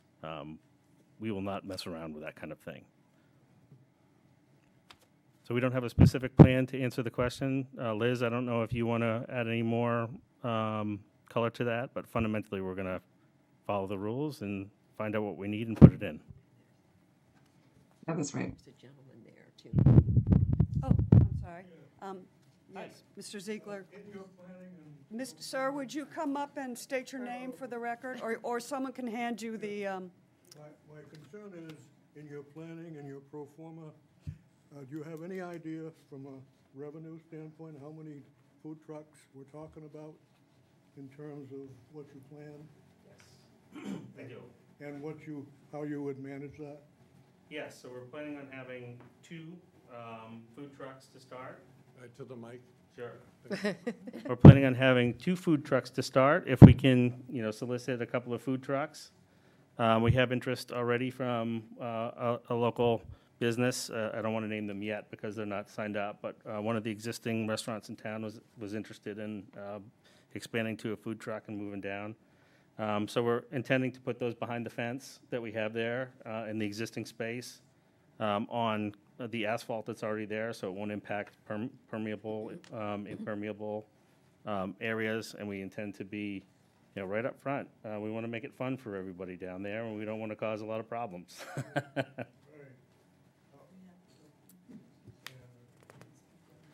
is the microphone somewhere that we can just pass it around? We lost All right, I'll step up here. As you plan forward, and obviously, we're abutters and neighbors, and we're delighted to see the property used properly, fun. And a concern is too much in too little space. And food trucks bring that question to me. So I guess what part of your total revenue plans are food trucks? Sure. And what part is the art and exhibition part? Sure. Could you be kind enough to state your name, sir? I don't think we got it. Yeah. Did we? Okay. Are you hearing me? Kind of. Did you hear what I said? Yes, we heard Okay. what you Yep. said. Just want you to state your name. If you could speak Okay, it. my name is Dave Barabo, and I live at 1884 Hopsell Neck, which is 2 houses down. Thank you. Yep. Yeah, Dave, happy to answer that question. So one of the concerns, I think, is the traffic and things like that. And we paid specific attention, thanks to Margaret's guidance, on parking and making sure that we are not going to provide enough spaces for people to sit down to cause too much traffic. So we're limited by the parking there. As you know, when Estes was sold, the lot across the street used to be parking, and that's part of the reason why you can't have a restaurant there, right? So we're very, very specific around how we're going after building out, the Harpswell Collective. To answer your question, most of our revenue is going to come from the rental studios on the second floor. The revenue from the food trucks will be relatively minimal. The parking associated with that was relatively small. The number of seats is limited to the amount of parking spaces that we have. So we will not be running anything simultaneously that will go over the allowable parking spaces unless we have the ability to shuttle people in. So for example, if we held an event that needed to go a little bit above the required parking spaces, we would have the person that was hosting those events require them to have a van to transport people in from outside. So we don't want to mess with the local traffic. We don't want to overburden the street. We want to make sure that we're sticking within the rules. And Okay. of course, we want to make our neighbors happy too.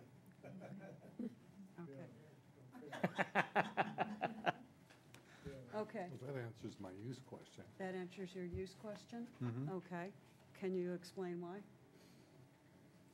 That answers your use question, and what was your use question?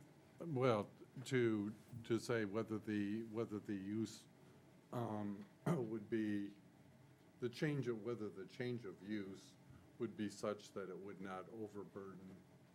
And, it's the same, it's still a commercial use. So we don't have a change in the character of the property. He's explained what it looks like in terms of parking and all that. So I think the first part is met. Okay. Anybody else have any? I want to just say, note for the record, though, that in terms of public health and safety, you are committed to getting a septic system addition or some kind of protection that will, or treatment system that will protect water quality. Absolutely. Not so- septic system. We'll try to do that inside and have some sort of, if we need a hazardous waste disposal Okay. methodology, we'll put that in. And so, but we don't know what that is yet. Correct. So that will have to be part of your final plan. No problem. You'll have to tell us what that is so that we know what we're approving. Absolutely. Okay. So are we ready So- to so- do the change of use now, or? I might be able to answer that question right now. I did a little bit of research, Yep. and there's something called a press filter or something like that that goes underneath the sink that basically filters out paint from water.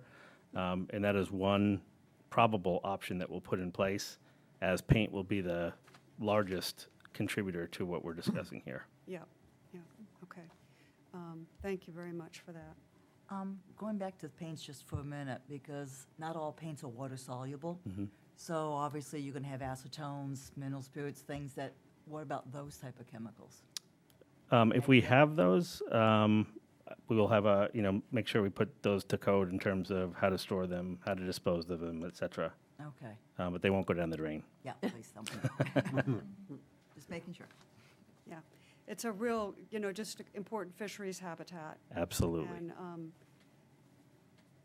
so we know that that you mean what you're saying, but what we have faced in the past, and I'm not looking at your direction in any really, in any way that is accusatory, and we have approved stuff based on I will do this and I will do that, and it hasn't been in the final plan, and then it doesn't get done, or 5 years later, we go back and find that it was never done, and we have nothing on record that really shows us what was promised. So that's why I'm making it really clear that it will need to be in the final plan. Understood. Can I ask almost a favor? So we don't know yet what's going to be in there because they haven't been rented to the artists yet. So we don't know what types of paints are going to be used. They could be all watercolor. I doubt it. One of our artists is sitting right here with us today, and I think she uses acrylics. But since we don't know, I would like to, as we bring in the types of artists, collaborate with the town to understand what is needed from a codes perspective or from a waste disposal perspective to be able to move forward with that. I guess what I would suggest, and I'm not the final say in this, but is go for your most conservative, that means your most proactive treatment, and let us know what that would be. So there's a major difference in expense between the most conservative and the most probable. So I would like to push back on that a little bit. Okay, so tell us what those are, maybe tell us what those are, and then we'll know more about what we're talking about. Sure. So the most probable is the acrylic paint disposal and things like that, where we wouldn't need things like the acetones and other types of chemical, Solvents, yeah. solvents and so forth. That's the most probable medium that's going to be in the collective. So the disposal associated with that from the research that I've done is essentially a trap that goes underneath the sink. I forget the specific name, but it basically takes the solids out of the water associated with the paint.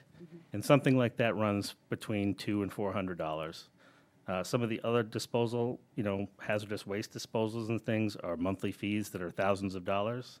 They require cabinetry that are thousands of dollars to store.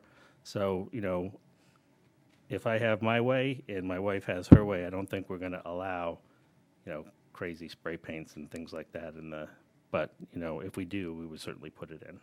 See, but I think we're just looking for your commitment. Oh, absolutely. Say You've got our whatever commitment, and we'll circle back with our specifics in our final plan for sure. Yeah, if somebody approaches you who wants to do something bizarre, you say, sorry, we don't. We can't do that. We can't accommodate that. accept Absolutely. you. Yeah. That's all we're looking for is, will you commit to doing what's necessary for the folks that you have? 100%. I'll go even beyond that. We want to do what's right for our town. We're not trying to, bend any rules. We're not trying to do anything like that. We're trying to do it right. So absolutely, have 100% commitment on that. I mean, I don't know if those brownies are for us, but they look delicious. They are good. Okay, are we ready for a motion? Okay. I will move that the planning board finds that the applicants Andrew and Elizabeth Ziegler have demonstrated that the change of use of the non-conforming structure at 1906 Harpswell Neck Road, map 18, lot 108, from a commercial restaurant use to an artist collective with food trucks will have no greater impact on the adjacent coastal wetland or on the subject or adjacent properties and resources than the existing use, provided that they demonstrate that they have installed and maintained, what's the language that I'm looking for? Proper mitigation. Mitigation or The something? appropriate pre-treatment for all material that would normally go down the drain on the property as a result of artist's use. Do we get that? Sure. Okay. That's my motion, I'll second it. okay? Any discussion? All those in favor? One, No, we have Oh. to do. no, Lori, aye. Heather, aye. Amy, aye. Dan, I. Courtney, aye. Thank you. All right. I now- feel like another way to handle that would, like, for solvents and stuff, he could have a carry-in, carry-out policy for his artists. There would be no way for any of us to police that or the code office to be able to ensure compliance, but it could be an option for him so they don't have to dispose of those chemicals. That's a good idea. Yeah. But, I mean, we can, whatever makes sense, we can do. So I like that idea because I think that's easiest for everybody. But we're happy to do whatever's needed. Yeah, that's likely a yes and. So we'll come back to you guys with a final on probably contract structuring that asks and kind of demands that of our artist, and then we'll also have a physical filter and disposal in place. Thank you. Okay. As things get going, and, I mean, I do it. I know I shouldn't be using bleach in my washing machine in my septic system, but sometimes I do. So, we all. I'm taking notes, Amy. I'm taking notes. Okay, site plan review, conformance with submission requirements. All right, so applications for site plan review have to be submitted on forms provided by the codes office. And prior to review of the application's conformance with those standards, the board has to find that the application is complete. So that's what we're doing right now. There were waivers requested, which are allowed to be requested by the applicant, and I'm just going to read those off. 14.2.8, the location of unique site features. 14.2.9, existing surface water drainage. 14.3.2, proposed surface water drainage. 14.3.4, location and materials to be used in construction of the driveway. 14.3.6, location and dimensions of proposed structures. And 14.3.13, stormwater calculations. The recommendation from the planner is to waive those requirements because there really aren't any changes to this proposed property. So I will move that the planning board waives the requested submission requirements because the information is not required to determine compliance with the approval standards. Is there a second? I'll second. Okay, any discussion? Any discussion? No? All right. All those in favor? Lori, aye. Heather, aye. Amy, aye. Dan, aye. Courtney, aye. Finally, I remembered. All right, so the board has just determined that your application is complete. So now we have a motion. No, we just did the waivers. Oh, I'm sorry, that's right, we just did the waivers. Yep. Okay. Thank you. There's a lot going on up here.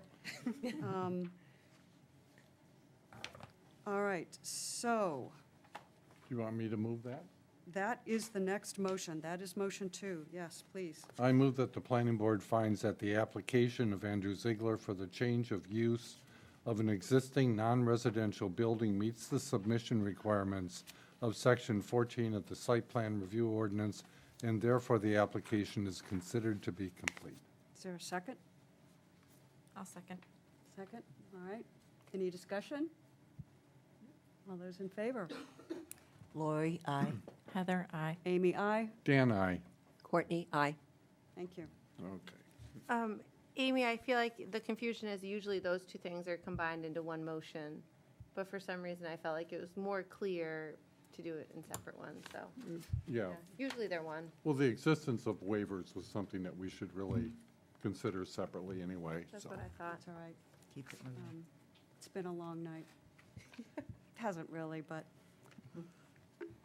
okay.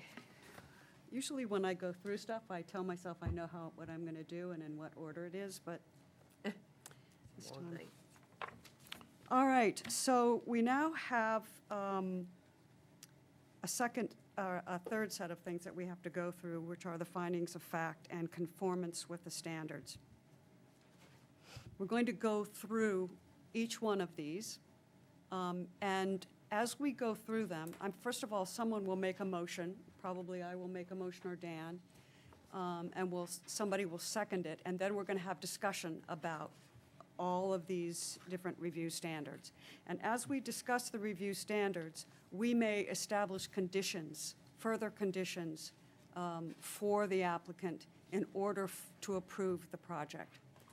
Some of those conditions may be handled through the codes, and some of them may be that you have to give them to Margaret before you can do anything further. Madam Chairman? Yes? Chairperson, since from the recommendations of the planner, it looks like she is recommending that the standards for everything except one are met. That is true. So I think it might make sense to deal directly with the one where there's a question of an application, rather Okay. than going through everything and hitting that one, and if we can resolve that, then we can take care of the others a little bit more expeditiously. Okay, I think that's true, and has everyone read through this, and you ready to do that? All right, so I will move that the planning board finds that the application of Andrew and Elizabeth Ziegler does not meet the following approval standards of Section 15 of the Site Plan Review Ordinance, based on the following findings that are incorporated into this motion by reference.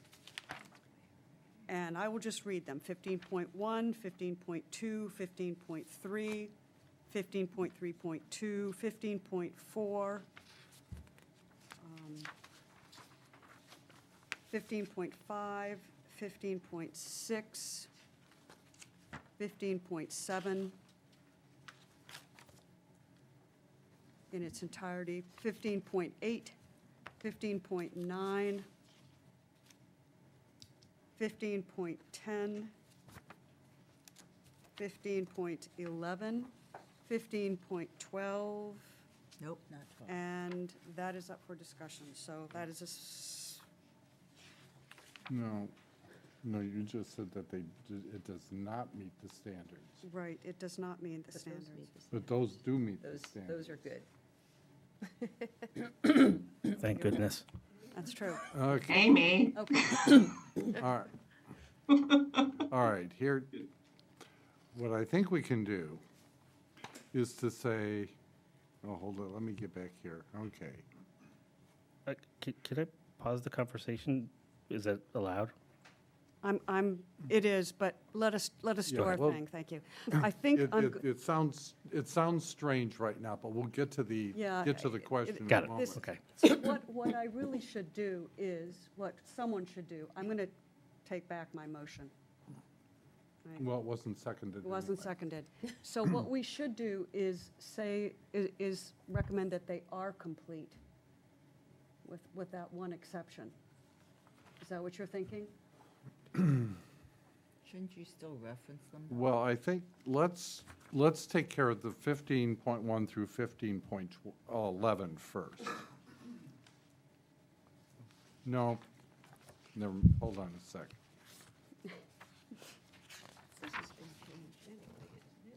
This is why I don't Okay. really like making a motion. I like to just go through everything Well- without making a motion first. Yeah, the reason why we make a motion is to get it on I the know. table.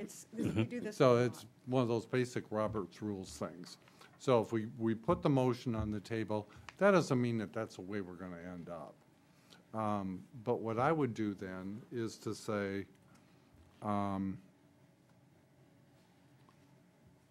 we're going to be going through, so if there are questions about specific things, we can look later. So I move that the planning board finds that the application of Andrew and Elizabeth Ziegler meets the following approval standards of section 15 of the site plan review ordinance based on the following findings that are incorporated into this motion by reference, and that includes 15.1 through 15 point, where are we here? 15.9, 11. 15.11. Yeah, 15.1. No, I was going to do the whole thing. Well, this one still says not down here, Yeah, but we'll do. which we'll be dealing with. It's a logical thing. I don't know why we can't deal with that one first, since we got more information. But that's just me being That's logical. actually a very good point. I agree with you, Courtney. I agree with you. I agree with Okay. you. All right. Because then we could go back through.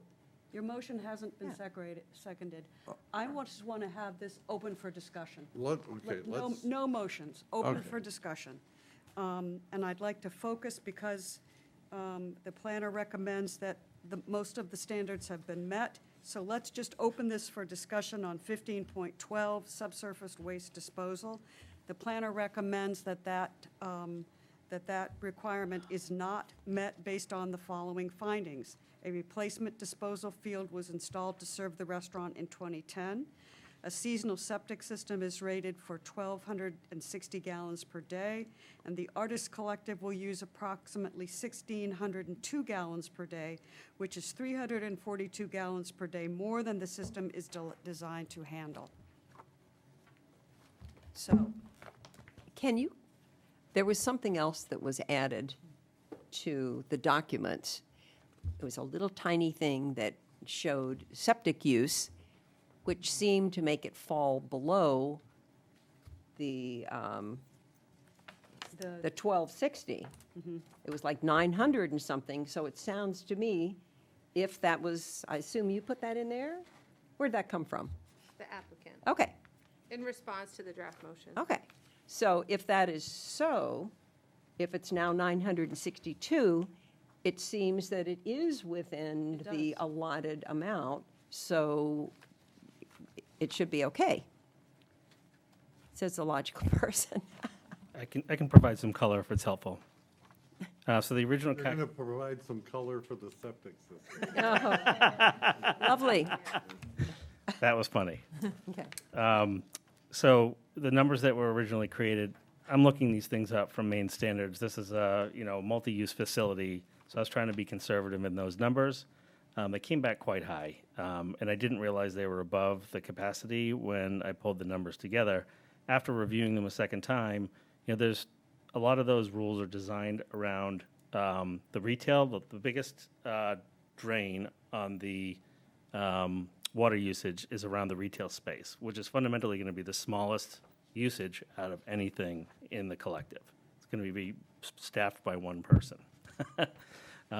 So there's not going to be a whole lot of demand for septic for that one particular use. I'm going by what the standards were. So I pulled some logic together to make it easier for everybody in here today. And if you can follow my logic, I'd appreciate it. But I wrote down some numbers. So the average daily traffic in a 24-hour period for that road per the DOT is 674 cars. Wow. Right? Per the National Household Survey, the average number of occupants per trip is 1.5 people per car, essentially, right? So if I assume very excitedly that 75% of these cars are going to come into the collective and that 6 out of the 1.5 people per car will use the facilities to go to the bathroom, that's 66% of the people that are going to use the restroom when they're there. And I assume that the maximum allowed gallons per flush is 1.3 gallons for new high-efficiency toilets, which it is, and which we would put in. That gets us to 506 people using the toilet from off the street. At 1.3 gallons, that gets us up to 658 gallons per day. So we're way below what those things were saying based upon just reasonable logic around the traffic in the area. So if we even went well above that and included all the folks upstairs and the standards around that, we included the food trucks, that gets us up to 1086. So we're still almost 20% below capacity, even on a very, very conservative number. So that's average daily traffic. What is the peak traffic in the summer months, and how long does that last? I'm glad you asked that question, Amy. So the way they calculate peak traffic is using a K factor, they call it. And they say it's supposed to be between 0.8 and 0.12, so 8% to 12% of the average daily traffic. And in that case, it's between 51 and 88 cars per maximum peak traffic. So Except the population in Harpswell doubles over the summertime, and I don't hear you taking that into account. So even if the population does double, that 506 number becomes 1,012, which is still below the 1,260 that we have for capacity. Well below.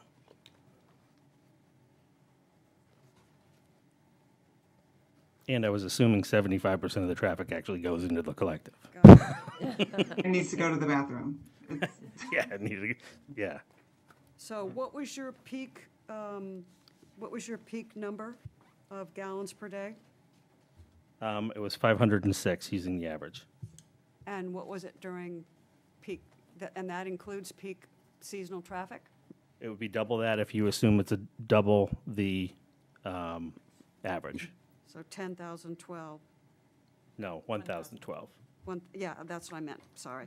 And that would During- assume, again, if 75% of the people going down Harpswell Neck Road came into the collective, which would be awesome, and that, 66% of those people had to go to the bathroom, which are kind of very conservative numbers.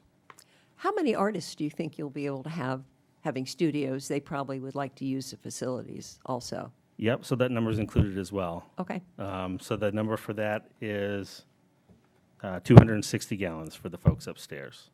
Okay.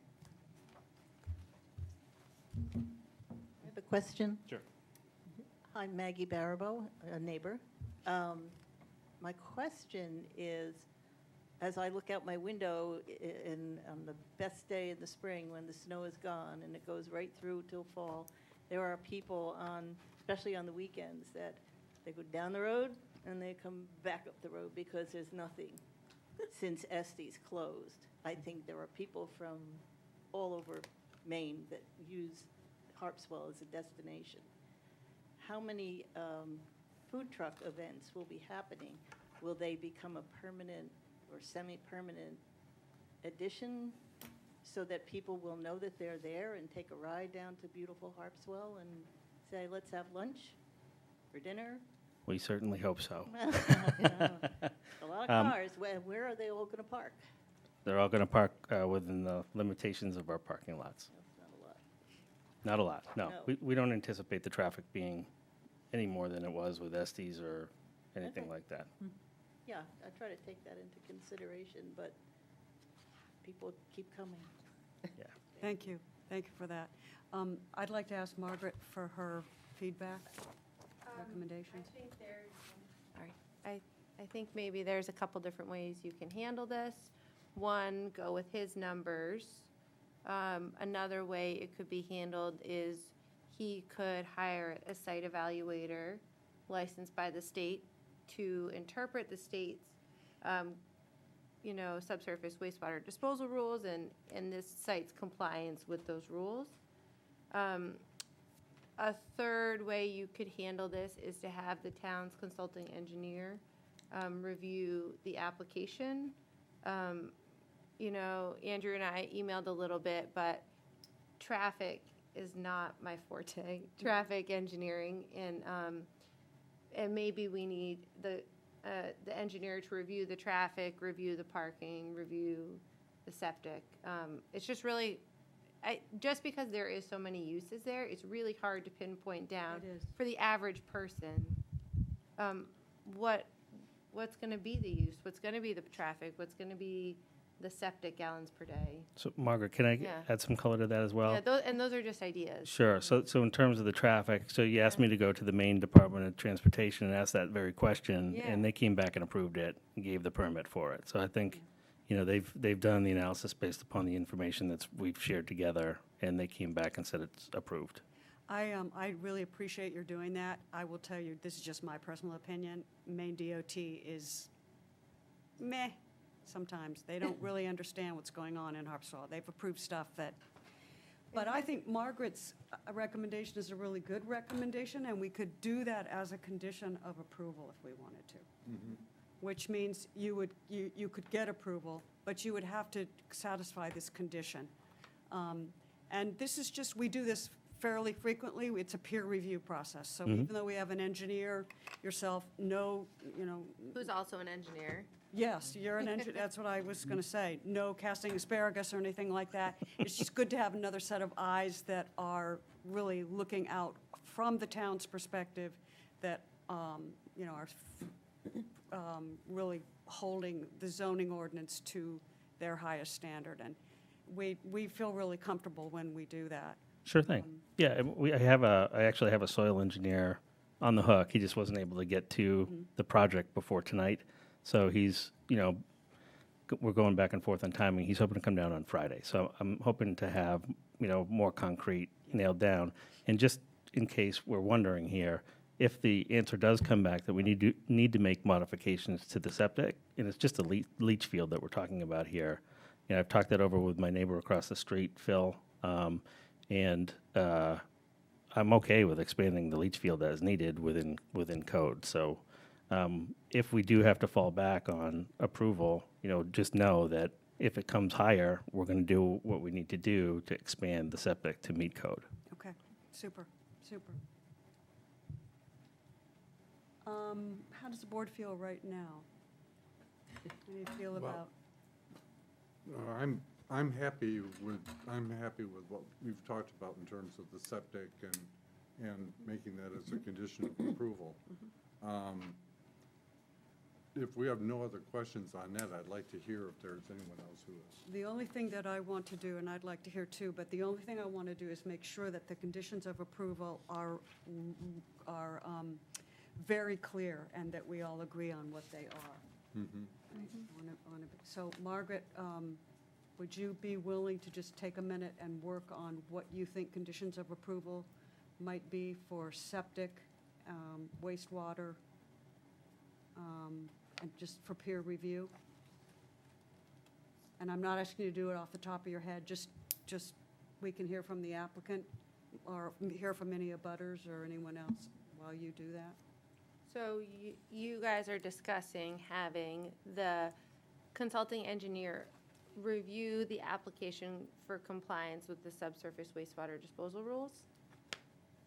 Yes, All right. Thank you, that you just did it. Oh, you're welcome. yeah.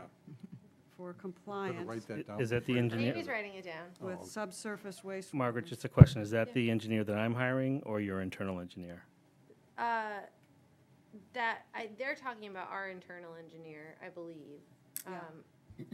I mean, it's possible that his site evaluator who's coming down will give us the information. Then we would have our consulting engineer review it. Yeah, so you provide the information, rather than our engineer taking the initiative, you provide the information and he just reviews it. No problem. Yeah. Sure thing. But you do have to pay for it. Got it. Yeah. You sure you don't want to pay for it, Amy? I would, but my bank account's zero right now. I just don't know if you guys are gonna involve the consulting engineer if we also wanna talk about trips per day and traffic. Okay. Because my only question is because there are so many uses and we have no idea if there's, what the use, like, how many trips are there gonna be? How many people from the food trucks are gonna use the bathrooms? How many, So, do you have and an answer for that? I do, Okay. yeah. So that goes back to the numbers I was going over Yeah. before, Margaret. So, we have to assume certain things if we're going to go after that. It's all assumptions, right? It's the engineer's going to assume some things. I'm going to assume some things. I'm going off the numbers that were provided from the main DOT in terms of numbers. Even if we double them, we're still, and I'm assuming, again, this is a funny number. We're assuming 75% of the people that are going down the road are coming into the collective in these numbers, and we're still at double the traffic rates, well under the required septic, right? So having the engineer review traffic patterns associated with things, if I assumed a much more practical number in terms of people coming down the road and visiting the collective to somewhere around 30 to 40%, that brings our usage for way, way, way, way down. Yeah. Okay. That's great. I feel really good about where we are right now. I think we can move ahead. What do you think? What thing? Anybody from the public would like to speak? Any questions?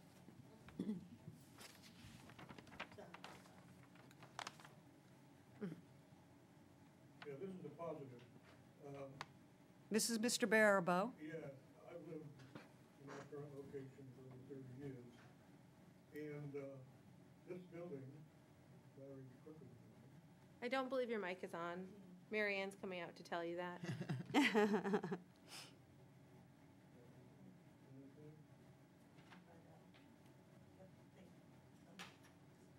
Can you hear me? No. I can hear you. I don't know if I it's don't on. think anyone out there can hear you.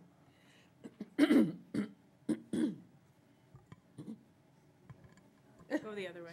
Yeah. Okay, here we go. This building, all right, Yeah, there we go. Yay. is the most controversial building in Harpswell. One of them. You all know that. Yep. Because Mr. Crooker threw more curveballs at everybody and left the premises with $2.5 million, which is fine. That's, wonderful if you can do that. But I think it's important for the town, the board, to have clarity on this particular building, because the reputation is that he got away with everything. And I don't mean to demean him, but he did. And he built a second level that he was never allowed to use because it was illegal. And other constructs as well. So I think what's important is that the board and the reputation for a detailed review is done thoroughly and completely. And I applaud the Zieglers for what their plans are. I think it's exciting. I really do. I hope you add a donut shop or something. One of the food trucks, yes. Yeah, that would salt the deal for us. Yeah. Anyway, I just needed to say that because I've observed and heard and talked with neighbors, and they always felt that, well, I guess we'll never know who approved it, but it's going to be approved because it's Crooker. And so that's all I have to say. All Thank you for that, and I appreciate the comments, and I know there was a reputation there. We are not Mr. Crooker, I promise you that. We are, I was born in Brunswick. I'm a Mainer. I used to come down to Harpswell when I was a little boy, and enjoy it very much. When I left when I was 5 years old, went down to the evil place called Massachusetts and been trying to get back up here ever since. And my beautiful wife and I bought a cottage here in 2018, and we're trying to get up here full time. As soon as our daughter's out of high school, we're coming right up, and we're trying to do the right thing for Harpswell, bottom line. Okay, thank you so much, Mr. Ziegler. Ms. Ziegler? Anybody else? Oh, please state your name. Yes, good evening. My name is Michelle Hanson, and I live 2 doors away from your property. My concern is the same as, well, similar to what's been already vented as far as the traffic and parking and things, because as a resident at times, that I see people walking on the road, and I just don't know how they're not getting hit sometimes. There's such a small spot for them to fit into as they try to walk and exercise and maybe bike ride and enjoy it all, that more traffic is just even more of a risk. And being just 2 doors away, I'm thinking they're going to come and try and turn around in my driveway when they've decided they want to go the opposite direction. So I'm concerned about that as well. So I don't know if we can institute some kind of prevention or protective thing, whether it be somehow putting speed traps or speed bumps or something that will slow people down, as well as monitoring it, because I really think there's going to be a tragedy there. There's just so much, there's so little space for the humans to go with the cars, never mind dogs and things. Totally understand that, and thank you for bringing that up. So just to, provide a little bit of color again, I keep using that word. So back in the day, it was the Essie's Restaurant, and that served hundreds and hundreds and hundreds of people a day. And they had parking across the street that encouraged traffic to come down. We don't have that. We have limited parking, we have limited seating, so we don't anticipate the traffic needs any more than the restaurant was back in the day. We actually anticipate it to be less. Unfortunately for us as a business, but we're planning around that for a business. Half of the business there are going to be resident artists, so they're going to be up there. That's going to be a handful of cars, right? So the events will be, as I was mentioning earlier, if we have larger events, which we're not planning on doing, to be honest, we're planning on keeping them pretty small. 42 people or less is what we can accommodate from a parking perspective. So that's pretty small. And if we go above that, we're planning on asking the people that are planning the event to shuttle people from another area to keep those traffic volumes down. It's true. All right, thank you very much. I'm just looking to see what we're going to do here. Was there other people who wanted to? I'm looking down. Anybody else would like to contribute? That person Okay. went away, that was on Zoom. All right. She left after the first application. I think Courtney may have a question. Yeah, I didn't know whether they were. One thing that concerns me a little bit is the parking of folks that have to back into the road. I don't know whether we have any purview for making suggestions that way, but that does seem dangerous. Maybe that's the way it was done before, but that maybe there was no approval and it was just done. So I don't know how many parking spaces you need, but those ones that are the back out ones, is there some way of reforming them or having slightly fewer so you can pull in? I don't know if this is mainly just a question of practicality that I'm asking. Sure, yeah. Thank you. And I took that into account when we, built the plan out. And I understand that's a concern. I read that in the rules. But it has been a precedent set for however long it's been there. From my understanding, that's, been since Larry owned the place, which is, 50 plus years ago. So again, pointing to historical events at a major restaurant where you're backing out and having traffic coming out of a parking lot the other way, I'm hoping that's not an issue. If we need to revise that, we can, but it costs us parking, and we're already very, very limited in parking. Okay. What I'm grappling with here is, we are looking at whether the application meets the standards, but one of the standards is not met, subsurface waste disposal. So, or at least it can be met with a condition of approval.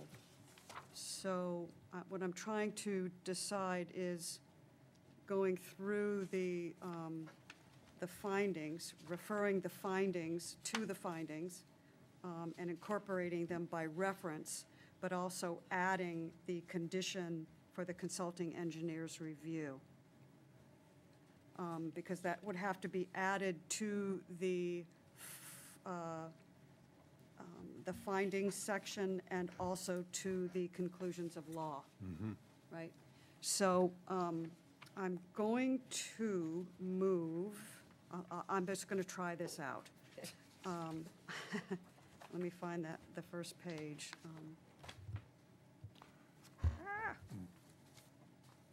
Sorry, findings of fact.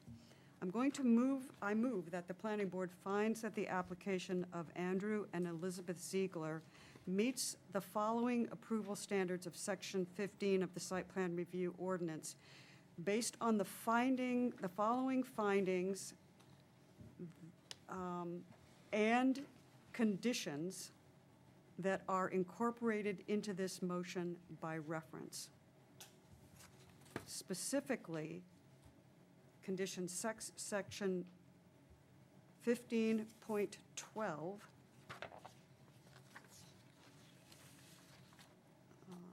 subsurface waste disposal.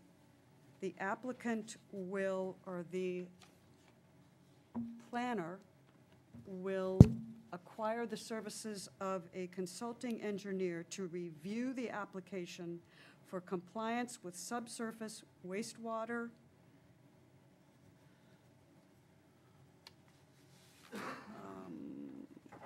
subsurface wastewater with specific emphasis on traffic and toxic and hazardous waste disposal. I think there may be a simpler way of doing Okay. it, now that you have that, is to. Sometimes. No, you've got the language, but I think what we can do is say we are accepting the planner's recommendations as amended in section 1512 to read. Do it. I want to stop you there. You have to find that the standard is met or not met. Mm-hmm. So I feel like if you're gonna involve a consulting engineer, we would get the results from Andrew's soil guide, then we'd talk to the consulting engineer, we'd bring back the results next week, Okay. next month for you guys to make that finding. So we Whether or not the would, standard, because there's no point in him doing the review if you guys have already approved it, in my opinion. okay. Margaret, can I ask a question? Yeah. So, we have a lot of pending construction and things that we're ready to get moving on, right? So this is all dependent on the subsurface wastewater, right?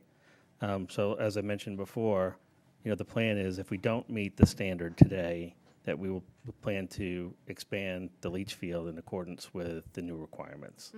So is there a way to get approval on the plan today with, as meeting the requirements with that caveat that we can put in writing somehow? That's what I was trying to do. Yeah, we've done that before. Yeah. I don't think that's logical, because there's no point in they need to make sure that you're meeting that standard. But wouldn't that be the conditions of approval that we would append? Well, to the on motion? 15 On section 15.12, does he meet the standard or does he not? We don't know the answer, Well, wait a minute. and we won't know the answer tonight. All right, so I mean- then the option that would be to, we have voted. Amy, can I, I'm sorry to interrupt. No, I am going to keep speaking, if Okay, you sorry, don't mind. go ahead. Thank you. We have approved the request for a change of use of structure. We could table site plan review and conclusions of law until this issue has been resolved, and then get back here. And the planning board is more than happy, usually, to accommodate the applicant as best as we can. We get paid a ton of money, as you know, to do all of this, but we would be happy to come back so that we can accommodate you to the best of our ability, if that's what we have to do, just for you to know that. Understood. Thank you for that. I just want to point out that this was a mistake in my calculations. That's what's driving this whole conversation, right? In the revised calculations that, I came up with based upon the flag were way lower than, so this conversation is around a mistake that I made in the documentation that I provided. And I'm hoping that the revised information that I'm providing helps to amend that mistake. Absolutely. And Okay, so- well, since Margaret's finding that your standard was not met, but was based on your statement that the artist collective will use approximately 602 gallons per day, right? 1602, Or yeah. 1602, okay. 1602, yeah. With the information that you have provided now, that we would say the standard is met based on the finding that the collective will use approximately 1,012, whatever, gallons Yes. per day? 962 or something, wasn't Yeah. it? It was 1086. Okay. 1080, that they collectively will use approximately 1086 gallons per day. And change that third bullet point to say that. Because at that point, then, the standard would be met based on his recommendations, and we can still put in the condition of approval to verify. Okay, I get that. However, I don't like the way that this is being done. We have nothing from you in writing. It's all word of mouth. Margaret cannot back up anything except by going back over the minutes here. Codes has nothing in writing, and that isn't going to work for me. So, Amy, I do have it in writing. I sent an email to Margaret earlier today with that information, and I have backup on the phone to back up the stated numbers if you want to see them tonight. Do we have that? I don't recall seeing it. He sent me information based on traffic, and I said, my response to that was, we'll talk about it at the meeting tonight. And also, when you base things off traffic, then it kind of opens the door to needing a traffic engineer. When you base your septic use off the traffic, and none of us are traffic engineers, how are we going to know that information is accurate? Yeah. It's way more complicated because it's not, it doesn't easily line up to all the septic uses on their table that they provide. I think you could tell that we want to help you out. We really do. But as Mr. Barabo said, this property has, gotten through on a wing and a prayer, and, it's better to take action and then get the punishment later. So we really want to make sure that we are doing our homework, because we are charged with fulfilling our Understood. obligations with this ordinance. And I personally, the board may override me on this, but I don't feel comfortable until we have this stuff in writing and we really know where we are. And we will try to accommodate you. I know you've got a schedule, and I get that. If we can meet in 2 weeks, then we'll do that. But that may be where we go. Okay. Can I ask a favor? Is it okay if we start working on the construction of No, the? sir, No? it is Okay. not. Absolutely not. Okay.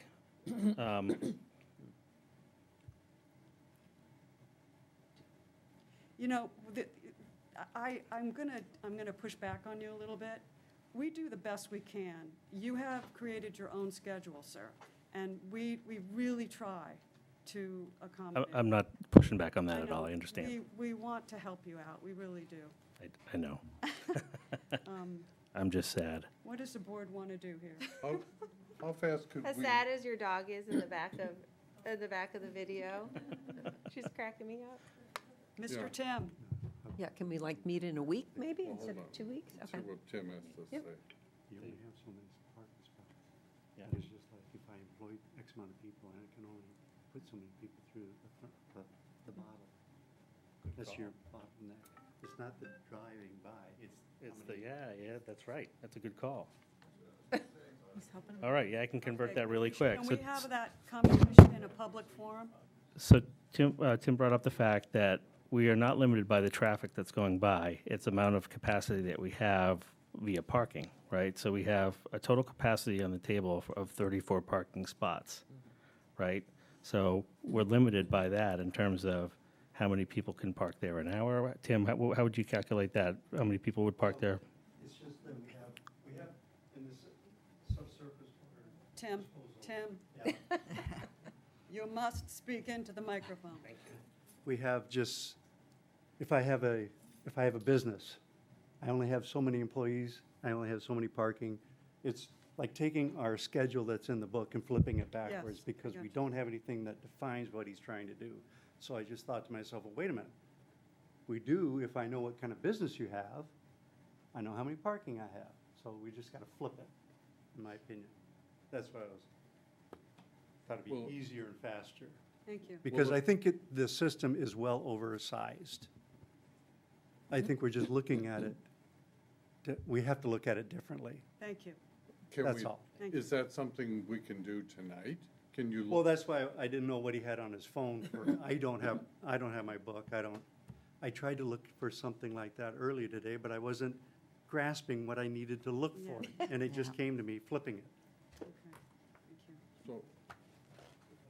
So if we flip it, we're, We're probably okay, but again,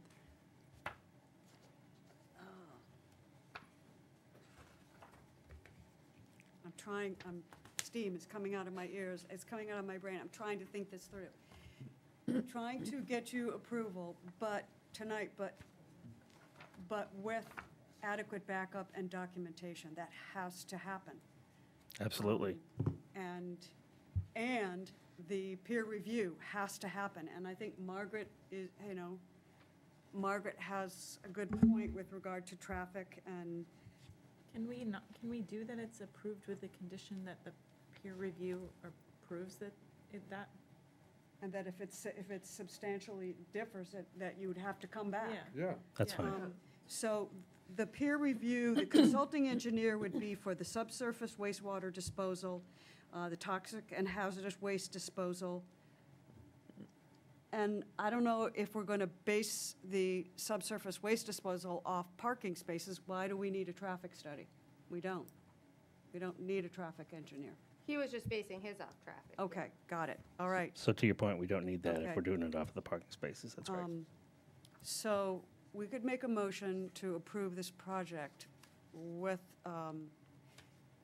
amending the section, The findings on section. the 15. findings, yeah, I'm sorry, I'm, blah.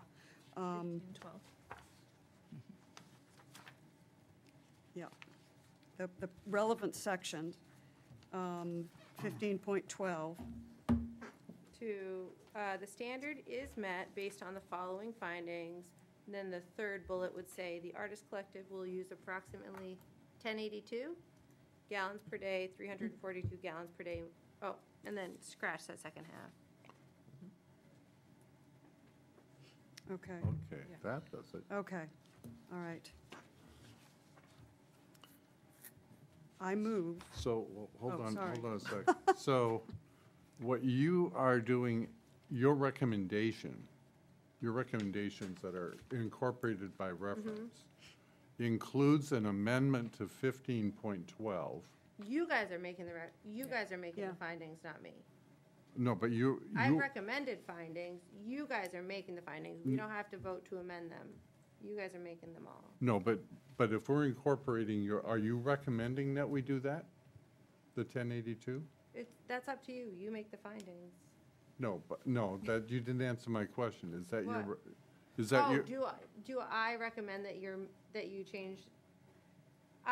In my opinion, it would make more sense for a licensed site evaluator to come up with the number than Andrew or us. That's, I told him that at the very beginning, that. But if we make that peer review a condition Yeah. of approval, Yeah. then we are, Then if it's met, he doesn't have to wait for us to Yeah, have another meeting. yeah, And But if if it's it's not met, then he has to come then back. he if, has to yeah, come back. if it's not Sure. met, then it's a risk that the applicant is taking. I like that. But we know that the work will be done. Yeah. That makes the most sense to me. So I move, is there any further discussion? I'm going to try this one more time. Okay, we just have to make, okay. Okay. Let me- You check me. Do you want to do it? No, go ahead. I'll just Okay, criticize what you do. Okay. No brownies for you. No, I know. Okay. Been looking at them. I move that the planning board finds that the application of Andrew and Elizabeth Ziegler meets the following approval standards of Section 15 of the Site Plan Review Ordinance. Based on the following findings that are incorporated into this motion by reference, which includes an amendment of Section 15.12 to read, the standard is met based on the applicant's calculation that they will use 1,082 gallons per day.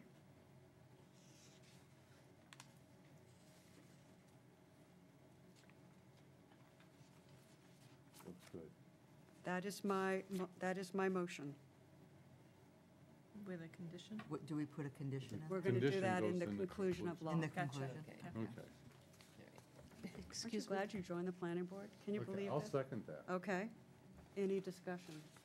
No. Okay, all in favor? Wait, discussion from I'm the sorry? Hi, audience. again, my question is, how do you monitor this afterwards? 6 months, 12 months, whatever? And for what period of time do you monitor it subsequent to this? That's a really good question. I'm going to, that's a really good question. I would ask the codes enforcement or the planner to respond to your question. The answer basically is we don't. Because not unless you would like us to hire like 15 more codes officers who would go out and do that monitoring. Because it takes staff power and we'd have to go and, knock on multitude of doors. It's mainly. And I don't mean to be facetious because it's a Whenever good we question. get a report of a leach field failing, we go out and investigate. And at that time, if it was by our ordinance, you got 30 days to fix it or else. We try and work with people, basically. And that's why we go by, where we know. Otherwise, I guess the only other way you would do it is like, when they used to use the well, they had gallons, how many gallons they were using a day.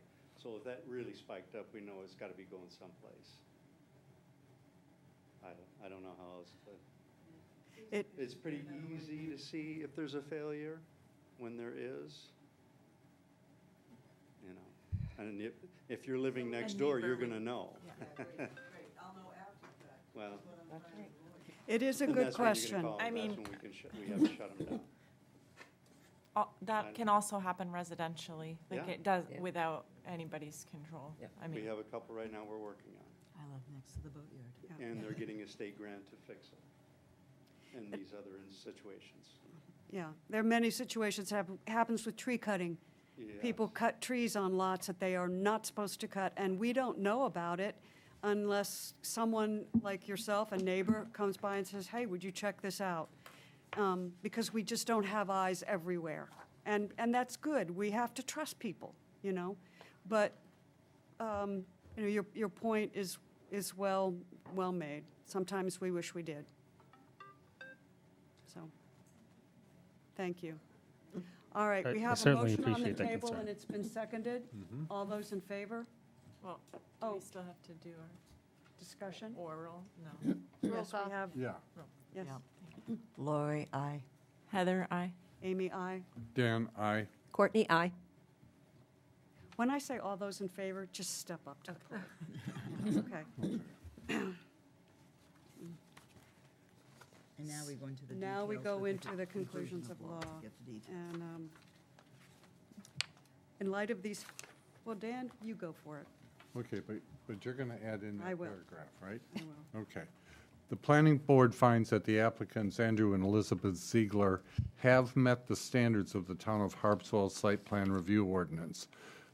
The planning board approves the application and site plan for an art collective at 1906 Harpswell Neck Road, map 18, lot 108, with the following standard and additional conditions of approval.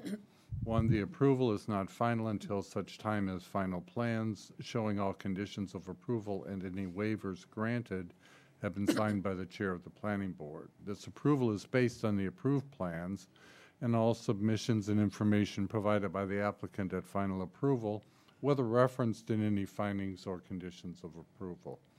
Two, this approval is dependent upon and limited to the proposal and plans contained in the application and supporting documents submitted and affirmed to by the applicant.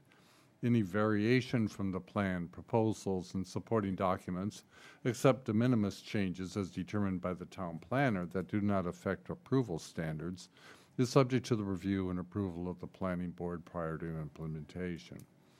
Three, the applicant shall obtain all necessary state and federal approvals before the applicant commences any land use activity pursuant to this site plan approval, and shall comply with the requirements of those permits and approvals.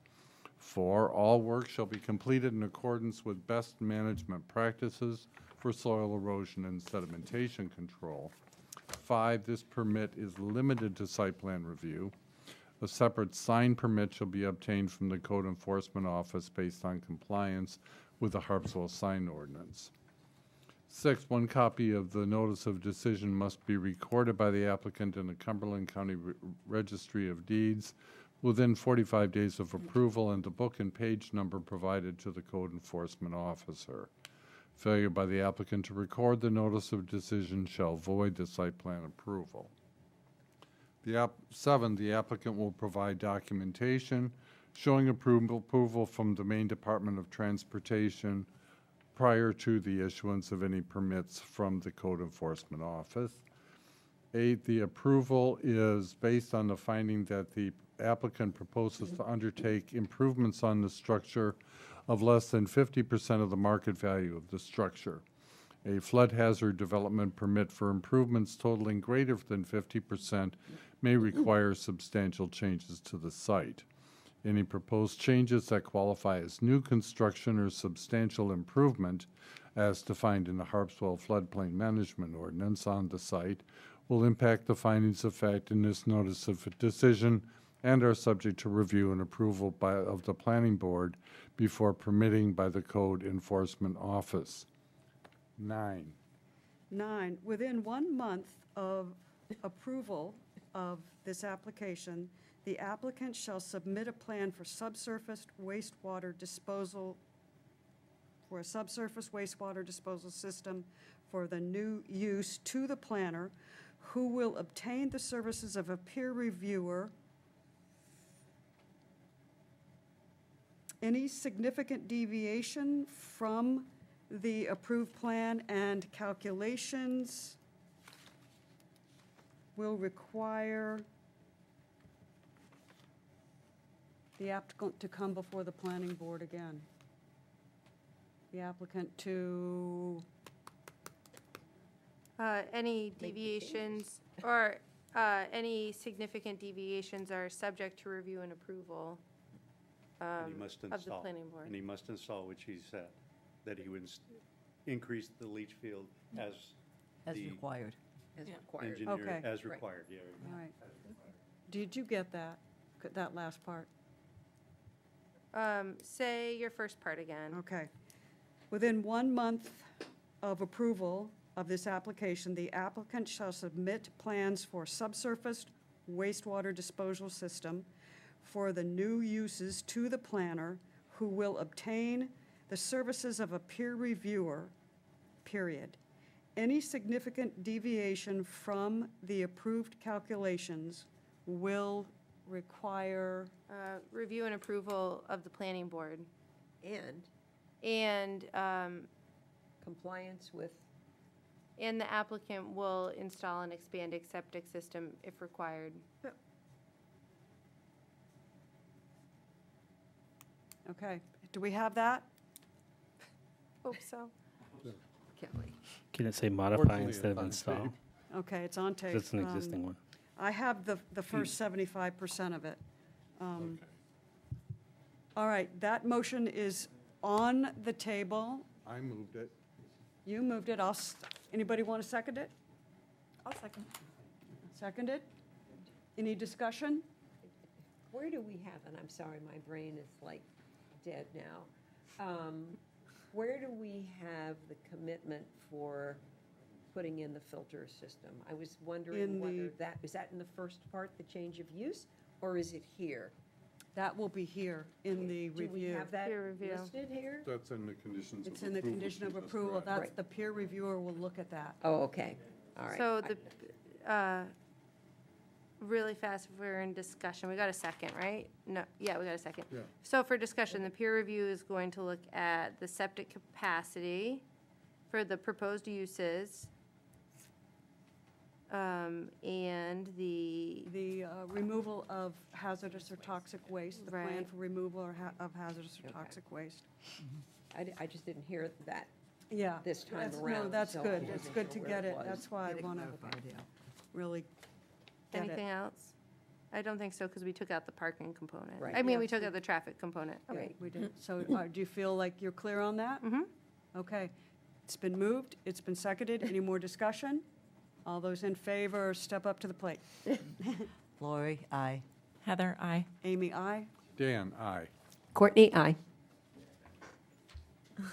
You're very welcome. We will accept contributions to the Planners Food Fund. Yes, of course. Thank you all for all the time tonight. I appreciate it. Well, very much. we really try everything that we can. Yeah, And, I saw that. and we, that means that we talk a lot, but we finally get to someplace where Yeah, we're all. I mean, and we don't have like a private room where we can go and have these it's all public, Right. which is why it takes us so long. Sure. When we meet for a workshop, it's a different story. And by the way, much success to you. Yes. Yeah. Really Thank you. look We're Really. very It's excited. a lovely idea. We're very excited. Thank you. Appreciate it. Thank you, guys. Thank you very much. Pleasure to meet you all. Maggie, Dave. Okay. So I would love to have you over and Wow, so much material to recycle. Aren't you having fun yet? Oh, yeah.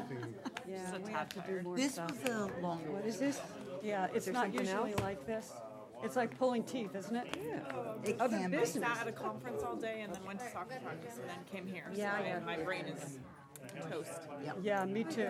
And trying to figure it out, and what the motion should be. I appreciate Tim's thought. That was, he was Tim, right. yeah. Really limited by the parking. Yeah. My brain is, There's no place to my park. brain is Right. Dave. Are we Yeah. reviewing minutes? Dave. Are we doing this other stuff? I think we should, Non-residential. I think we should do, Process. okay, I think so. Please eat them Let's all. move on. Yep, we have other. Let's move on. Oh, I was going to have a snack. Be the That's vice okay. chair. We have other business. I'm going to say, has anybody read the minutes for 16th, the July 16th and August? Didn't we do that and make some recommended changes? Yeah. Yeah, I did. I read them. And I think someone else. Sure, I think I read them, I just can't remember anything I was now. just gonna say, I think I read them. Yeah. And did we? All right, I move that we approve the minutes for July 16th. What And is that? A panini? I move, Yeah. Sorry, you moved that what? I move that we approve the minutes from July 16th and August 2025. So moved. Second? Seconded, yeah. Second, any discussion? All those in favor? No one's. Courtney, aye. It's online Walking. anymore. No, it's okay. Tim, thank you very much for sitting through. You're talking about, I know this is off, this is storm sewer. No. Better stone or washout where the trucks are gonna go, because there was looked like a sinkhole. There was, I know. Yes, I pointed that out to him. What's that? I pointed that out to him. Yes, we all, but I wanna make sure it gets addressed. Thank you. Okay, Thank you. great. Yes. Thank you very much, and thank you for coming. You're invaluable. Well, to him, you sure were tonight. Okay, so we've done that. Update on the draft comp plan. It has been a long, hard process. I don't want to belabor anything. There's going to be a lot of stuff that will affect us, not so much in the comp plan, but in the state legal stuff. We need to do a workshop on that. We need to approve the comp plan. We need to approve the comp plan and get moving on, and so, yeah. Just to see to it that all of the concerns from the state are taken care of. Yeah. The big So- thing I would say is, I'm sorry, I know you. Oh, I was just going to talk about procedural stuff. Go for Okay. it. Big thing I wanted to say is that the comp plan in the state recommendation, the state law, every town is supposed to designate a growth area and a rural area. We decided, because we have no public water and sewer, and we have shallow depth to bedrock, and we've been in a drought, and God knows how people's wells are doing this summer, we chose to petition to have no growth area. Now, once the plan is approved, then we will petition the state for approval of our plan with the request that we are excused from designating a growth area. If that is approved, then that will take part of a burden off the town's shoulders. But regardless, there's new legislation that is going to significantly affect this board's ability to review things. And I think that, I wish that everybody had been at the workshop, but I think we are going to need to really, that's going to really change some things. It's going to really change things. And I think that the planning office is going to need to, and the codes office is going to need to keep a tally of how many new developments we have as a result of this new legislation. Because you're going to see lots pop up and divided. Our minimum lot size, in some ways, is basically a moot point in some ways. So what happens if these get approved and they go dry? Who's paying for the water? Because that's a very real concern. There's already people in town that are having to truck their water in. Now Well- you do a density concentration, it's a very real problem. Well, one of the issues that we have is that we did, in the 2005 comprehensive plan, there is a provision for a growth area. Yep. And so if we do not pass the new Does comprehensive it default plan, back? that's the one that we're going to still be under. I'm not sure that that's true, but We'd still be under it, but it's not certified by the state anymore. Right. It's only certified for 10 years. The new law will change that to 12 years. The problem with our water is because we have a fractured bedrock aquifer, there's no way to know in any given area the quality or quantity of our water. And to steal Mary Ann's thunder, she's going to talk about a grant that we just applied for, on behalf of the Resiliency and Sustainability Committee to study the town's water. However, before she does that, I think one of the things, because that's going to, before that happens, this community, and we need to do our bit, needs to know with every new development where the well is and what the capacity is. And we need to start to develop a townwide database on that very issue. So, Go to it. go for it. I have to sit through the whole meeting. I figure I can say something at the end. You get enough times to talk, honey. I did want to mention that we have a program coming up on October 18th. And it's it's going to be veered more towards erosion at the coast, how to think about it. But it's also tied into our water usage. And, you know, we are on a fractured bedrock. It's this whole education thing of people who come here. I hate to use to say people. Folks come to live here. They like it, but they have never lived On a well. on a well. And it just takes a lot of energy. We're talking more, we're in a drought now. Unusual because we had enough water and we got out of our drought and we had enough water in June, and 2 months later we're in a drought. So a lot of it is going to be just talking over and over. The grant that we applied for, if we get it, will start taking a survey of where wells are. And then we were going to have to, after we get a survey of what we can get, it'll be similar to what was done in 2008. Folks will give us information as to if they're having a problem, what type of a problem it is, and then we can go from there to see who is willing to have their well tested if they're having a problem. But it won't be every well in town. Well, no. So how many wells will it be? Well, the last time they did it, they had we have 972 records from the last time they did it in 2008. At that time, they got a response of 80% of the people that got letters saying that they were giving information about their well. So we're hoping, given enough, we're going to keep talking about this. You're going to get tired of looking at me and everybody else as a water witch. But we're going to keep talking about having people give us information. Yeah.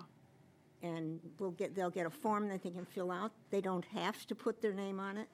However, if they want to get some relief or some help, you know, at that point you would have to give your name. Is that going to get mailed to every homeowner? Yeah. Okay.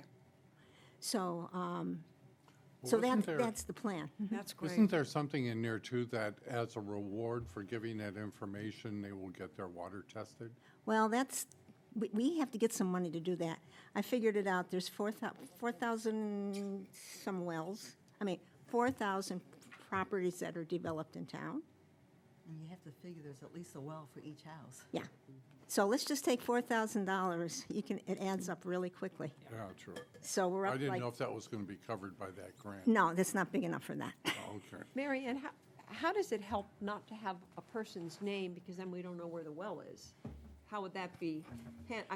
Just knowing there is a well, but unless we know, say, there are 3 wells close together and there's an Well, we're not issue. going to just get their name. We're going to give them the option to go out and just stand on their well and take a picture, which But will we go still up need to to the know clerk. where it is. You don't know necessarily who has it. You just know the location It's like a GPS geographically Okay, as long as where it it's- is. okay. And that's all the state needs to know. All right. Okay. But we need to know. And we only need to know. We don't need to know who has it. We just need to know where in areas of town you have wells. Right. It's like And where Tim the going out problems and are. marking it when he does a site visit. It's the same. Will we know the capacity of the well? What will we know besides location? We'll know the location. We'll ask them to flip the top over on the well, which gives the depth of the well and the gallons per minute. Okay. And that's all the state needs to know. I didn't know it gave But, gallons. but we might want to know if it's run dry. I have no idea. But you've already said sometime before, not everybody wants to disclose that information. know. Because it affects their. We don't need to know whether it's run dry, because if it's not going to be using that well any longer. Put it this way, wells can run dry 2 ways. Saltwater intrusion contaminates the well, you have to now drill another one. Many times, they just need time to refill. So when you have a lot of people over and you have a drought, you might run out of water. Go to bed, and the next morning you'll have water again. So a lot of it is a replenishment, and I think that's part of really trying to get this whole message across. And I'm looking at Heather because thinking about this for years, I know. You can agree to disagree with me, but I think sometimes the visitors treat wells better than regular residents that move here that don't, because we spend so much time educating them. Exactly. That and people that buy a house here just move here and don't, so. So, yeah, and that's something we're thinking more, I think, I would really want to sit and talk to realtors and talk to you, to all of you, to just get a sense of what your understanding is and how you can help us, basically. So we're going to really put a push on, I think, of talking about this a lot more before we do than we do it. Yeah. I'll get in trouble for anybody watching saying this, but which is fine. I would start with realtors because all of the rental agencies, I can't speak for people that rent on their own. Right. We all educate about wells. And regularly, like we don't have laundry done. They all do sheets and towels off-site, out of town. I didn't realize you did that part. That's great. Yeah. So there's people sometimes still do personal laundry, but to be honest, most people don't wash their whites that vacation here, so that limits stuff. But I think, again, when you buy a house, it's very different if you've come from a city with water and Does Scuttlebutt have something about water? The Scuttlebutt handout? It does not. It just, I don't think it covers water. No, Oh, then because that the needs to vacation be rental something. property managers made something. that for needs to be something then wait, that's there's made more. and given. What? There's more. There's more what? They're working on They're working, as part of this grant, they're going to be doing a publication to educate people about issues. Oh, that's like right. I forgot about that piece. Like a coastal, do you have a name for it? Like a coastal preparedness It's a manual coastal- almost. It's going to be a resilience. That's cool. That's going to be just generally resilience to sea level rise and electricity issues. We're going to put a centerfold in. Yep. That's going to be all about water. Yep. Great. I love it. So, We did something like that in Brunswick with the coastal protection zone. Mhm. And it was about how to maintain your septic system. Exactly. And Ellie Swanson, who I don't think is on the planet anymore, had a really great idea, which was, this should be something that you can read while you're sitting on the toilet. And it was actually a really good one. And a lot of the information was hand-drawn and hand-printed, so it was really accessible. And it wasn't, didn't require half an hour and a master's degree to understand Right, it. You no. could just look at it, had the basics, and it was mailed to every single home. And, is how often should you pump your septic system? Where can you get it pumped? Here are some phone numbers. What should you put in it? What should you not? Here's how your leach field works, just very broadly. Very broadly, right. And with water, just how to collect it, I do my dehumidifier. Yeah. And I catch that in the barrel, and that waters the garden, so I Yeah. don't tap into the well. Yeah. And so I'm thinking more and more these types of conversations like this are one of the more effective ways to tackle the problem, because I think we're going to have this crazy weather more and more. We don't get the snow anymore. We don't get the slow runoff. And it's just going to be up to all of us to figure it out, how to keep our wells from going dry, really. And this is the issue for me, with the affordable housing push to make lots smaller and more densely developed, is those are the very people that can't afford to dig a new well. Right, right. And so I just worry about, If it what's goes going to, dry, who picks up the bill? yeah, who picks up the bill? Well, the other thing too is, the one thing I'm fairly comfortable with, because everything I've read about the new state laws, they don't apply to our town because we're on septic well. They will though. I'm not sure. There are There are some caveats. Yeah, in there are. Whether- There are aspects. We're going to be prevented from doing reviews Well, of that, but what lots, does that and have? the lots can be smaller. Even if they are on septic? Yes, There ma'am. was some caveats in there. Well, I'm sure they probably Yeah. could be. Yep, even if they're on septic, you So- can have a smaller you're gonna have more houses on, this. On the smaller on the property. smaller Yeah, property. Yeah. And, you know, it's a two-edged sword because we have people that, we need people to live in our town if it's, and, you know, how do you figure it out? But It's at really. some point, you run out of space and then run out of water, and then there's just no more. Yeah, I mean, I deal with this, you know, Yeah. I've been going to bed for the past 2 months with an owl, breeding owl pair outside my bedroom window. They start at about 9 o'clock at night, and they go until probably 4 o'clock in the morning. And I absolutely love them. Do you know how many acres it takes to support a breeding owl pair? Do you know? It takes up to 100 acres. Wow. And so my question is, there are certain things that we love in this town, and they don't have anybody advocating for them. And so I'm doing that. I'm not going to shut up about it because it's what makes us a community, part of that. And I just think we're going to risk losing it.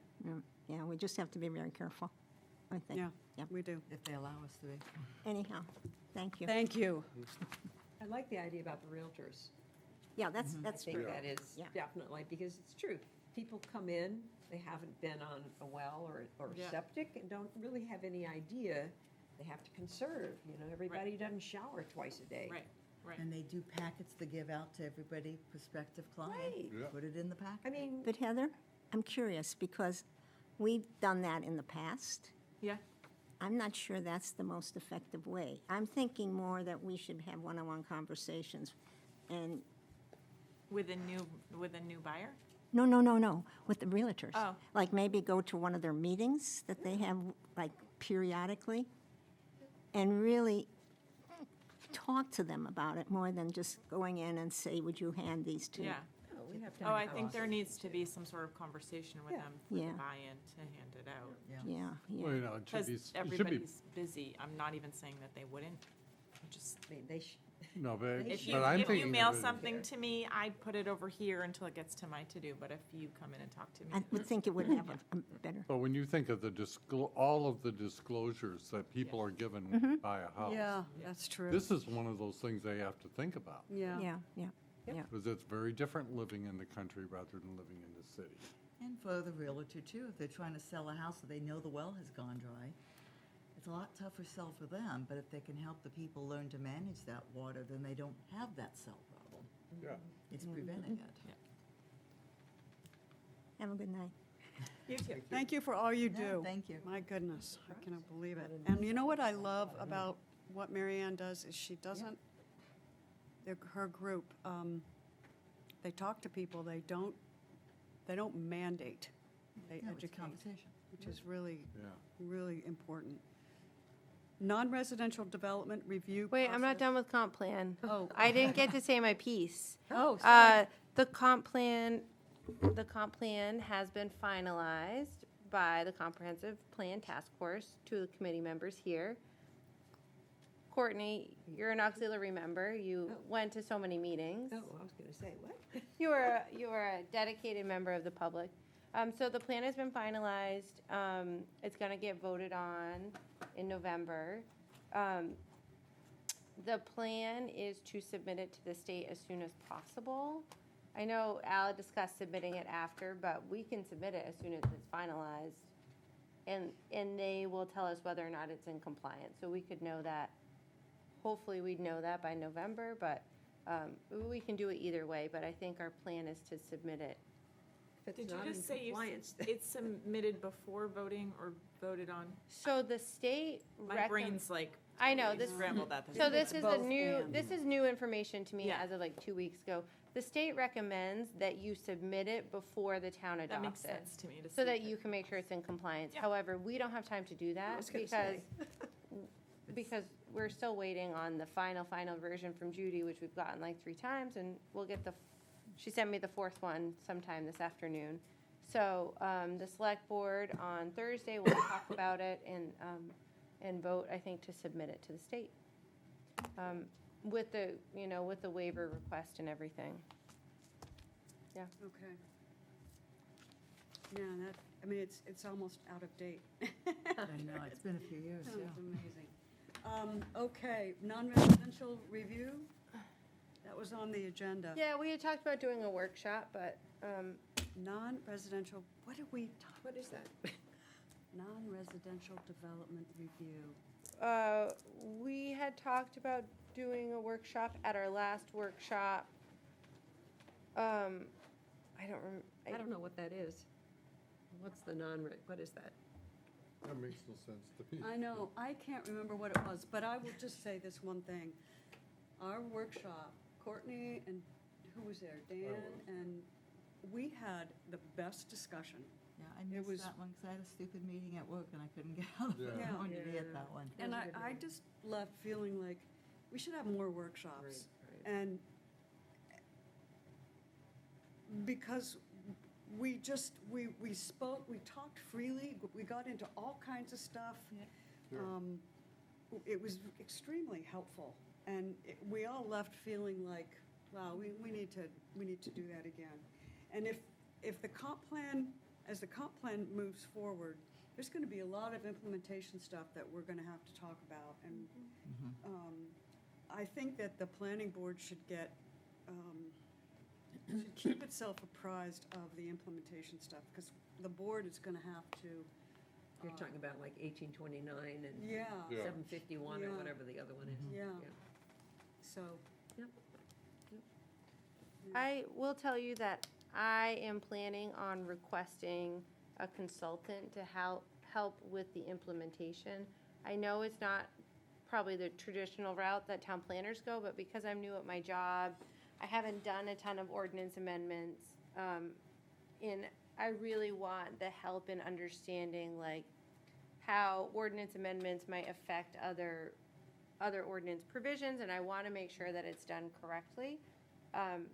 And there's just gonna be so many moving parts that I'm gonna request a consultant to help us with the implementation. I don't see how you could not do that. You I could- think that you- traditionally a town planner, like you have the consultant to do the plan and the town planner implements it, but I really would feel more comfortable, and I've talked to the administration, so that's gonna be on my request, Well, you know, my budget request for next year.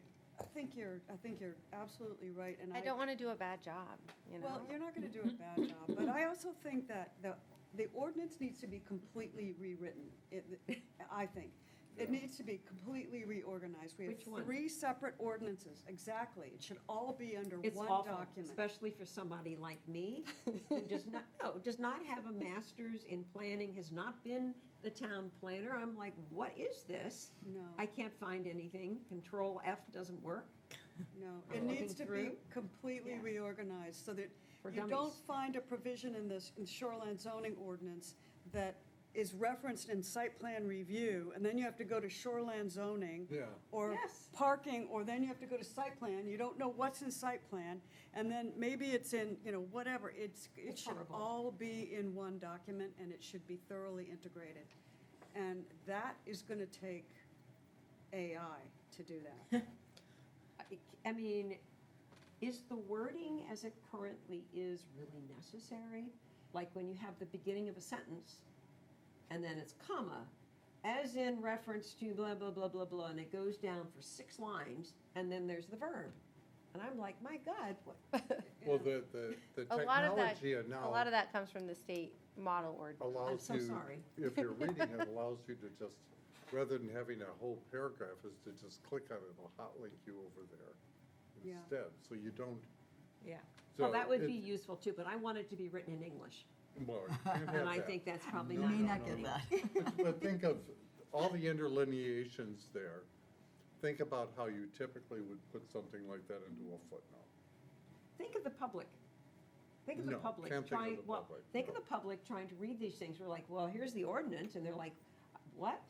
Well, part of the challenge is that it's a legal document, Yeah. and That is a it's problem. also, And a lot of the language is mandated by the state. Somebody needs to go work on that. all right. Anyway, Okay. The board did a really great job tonight. I felt so sorry for you and Dan. I mean, I was like, This is a good board. It is a really. I good mean, you board. look at what we were able to accomplish for everybody by just talking through everything. Yeah. And that's public service at its best. Yeah, and I loved it, I must say that when you said, well, even you got confused, which always, I'm like, okay, it's not just me. No, it's good, though. Wish we had the permanent attorney. Permanent attorney? Yeah, she was good. Yeah, she was. Love her. Yeah, she was very clear. Meetings with 3 attorneys. Okay, why don't you adjourn? I'm adjourning the meeting. All right.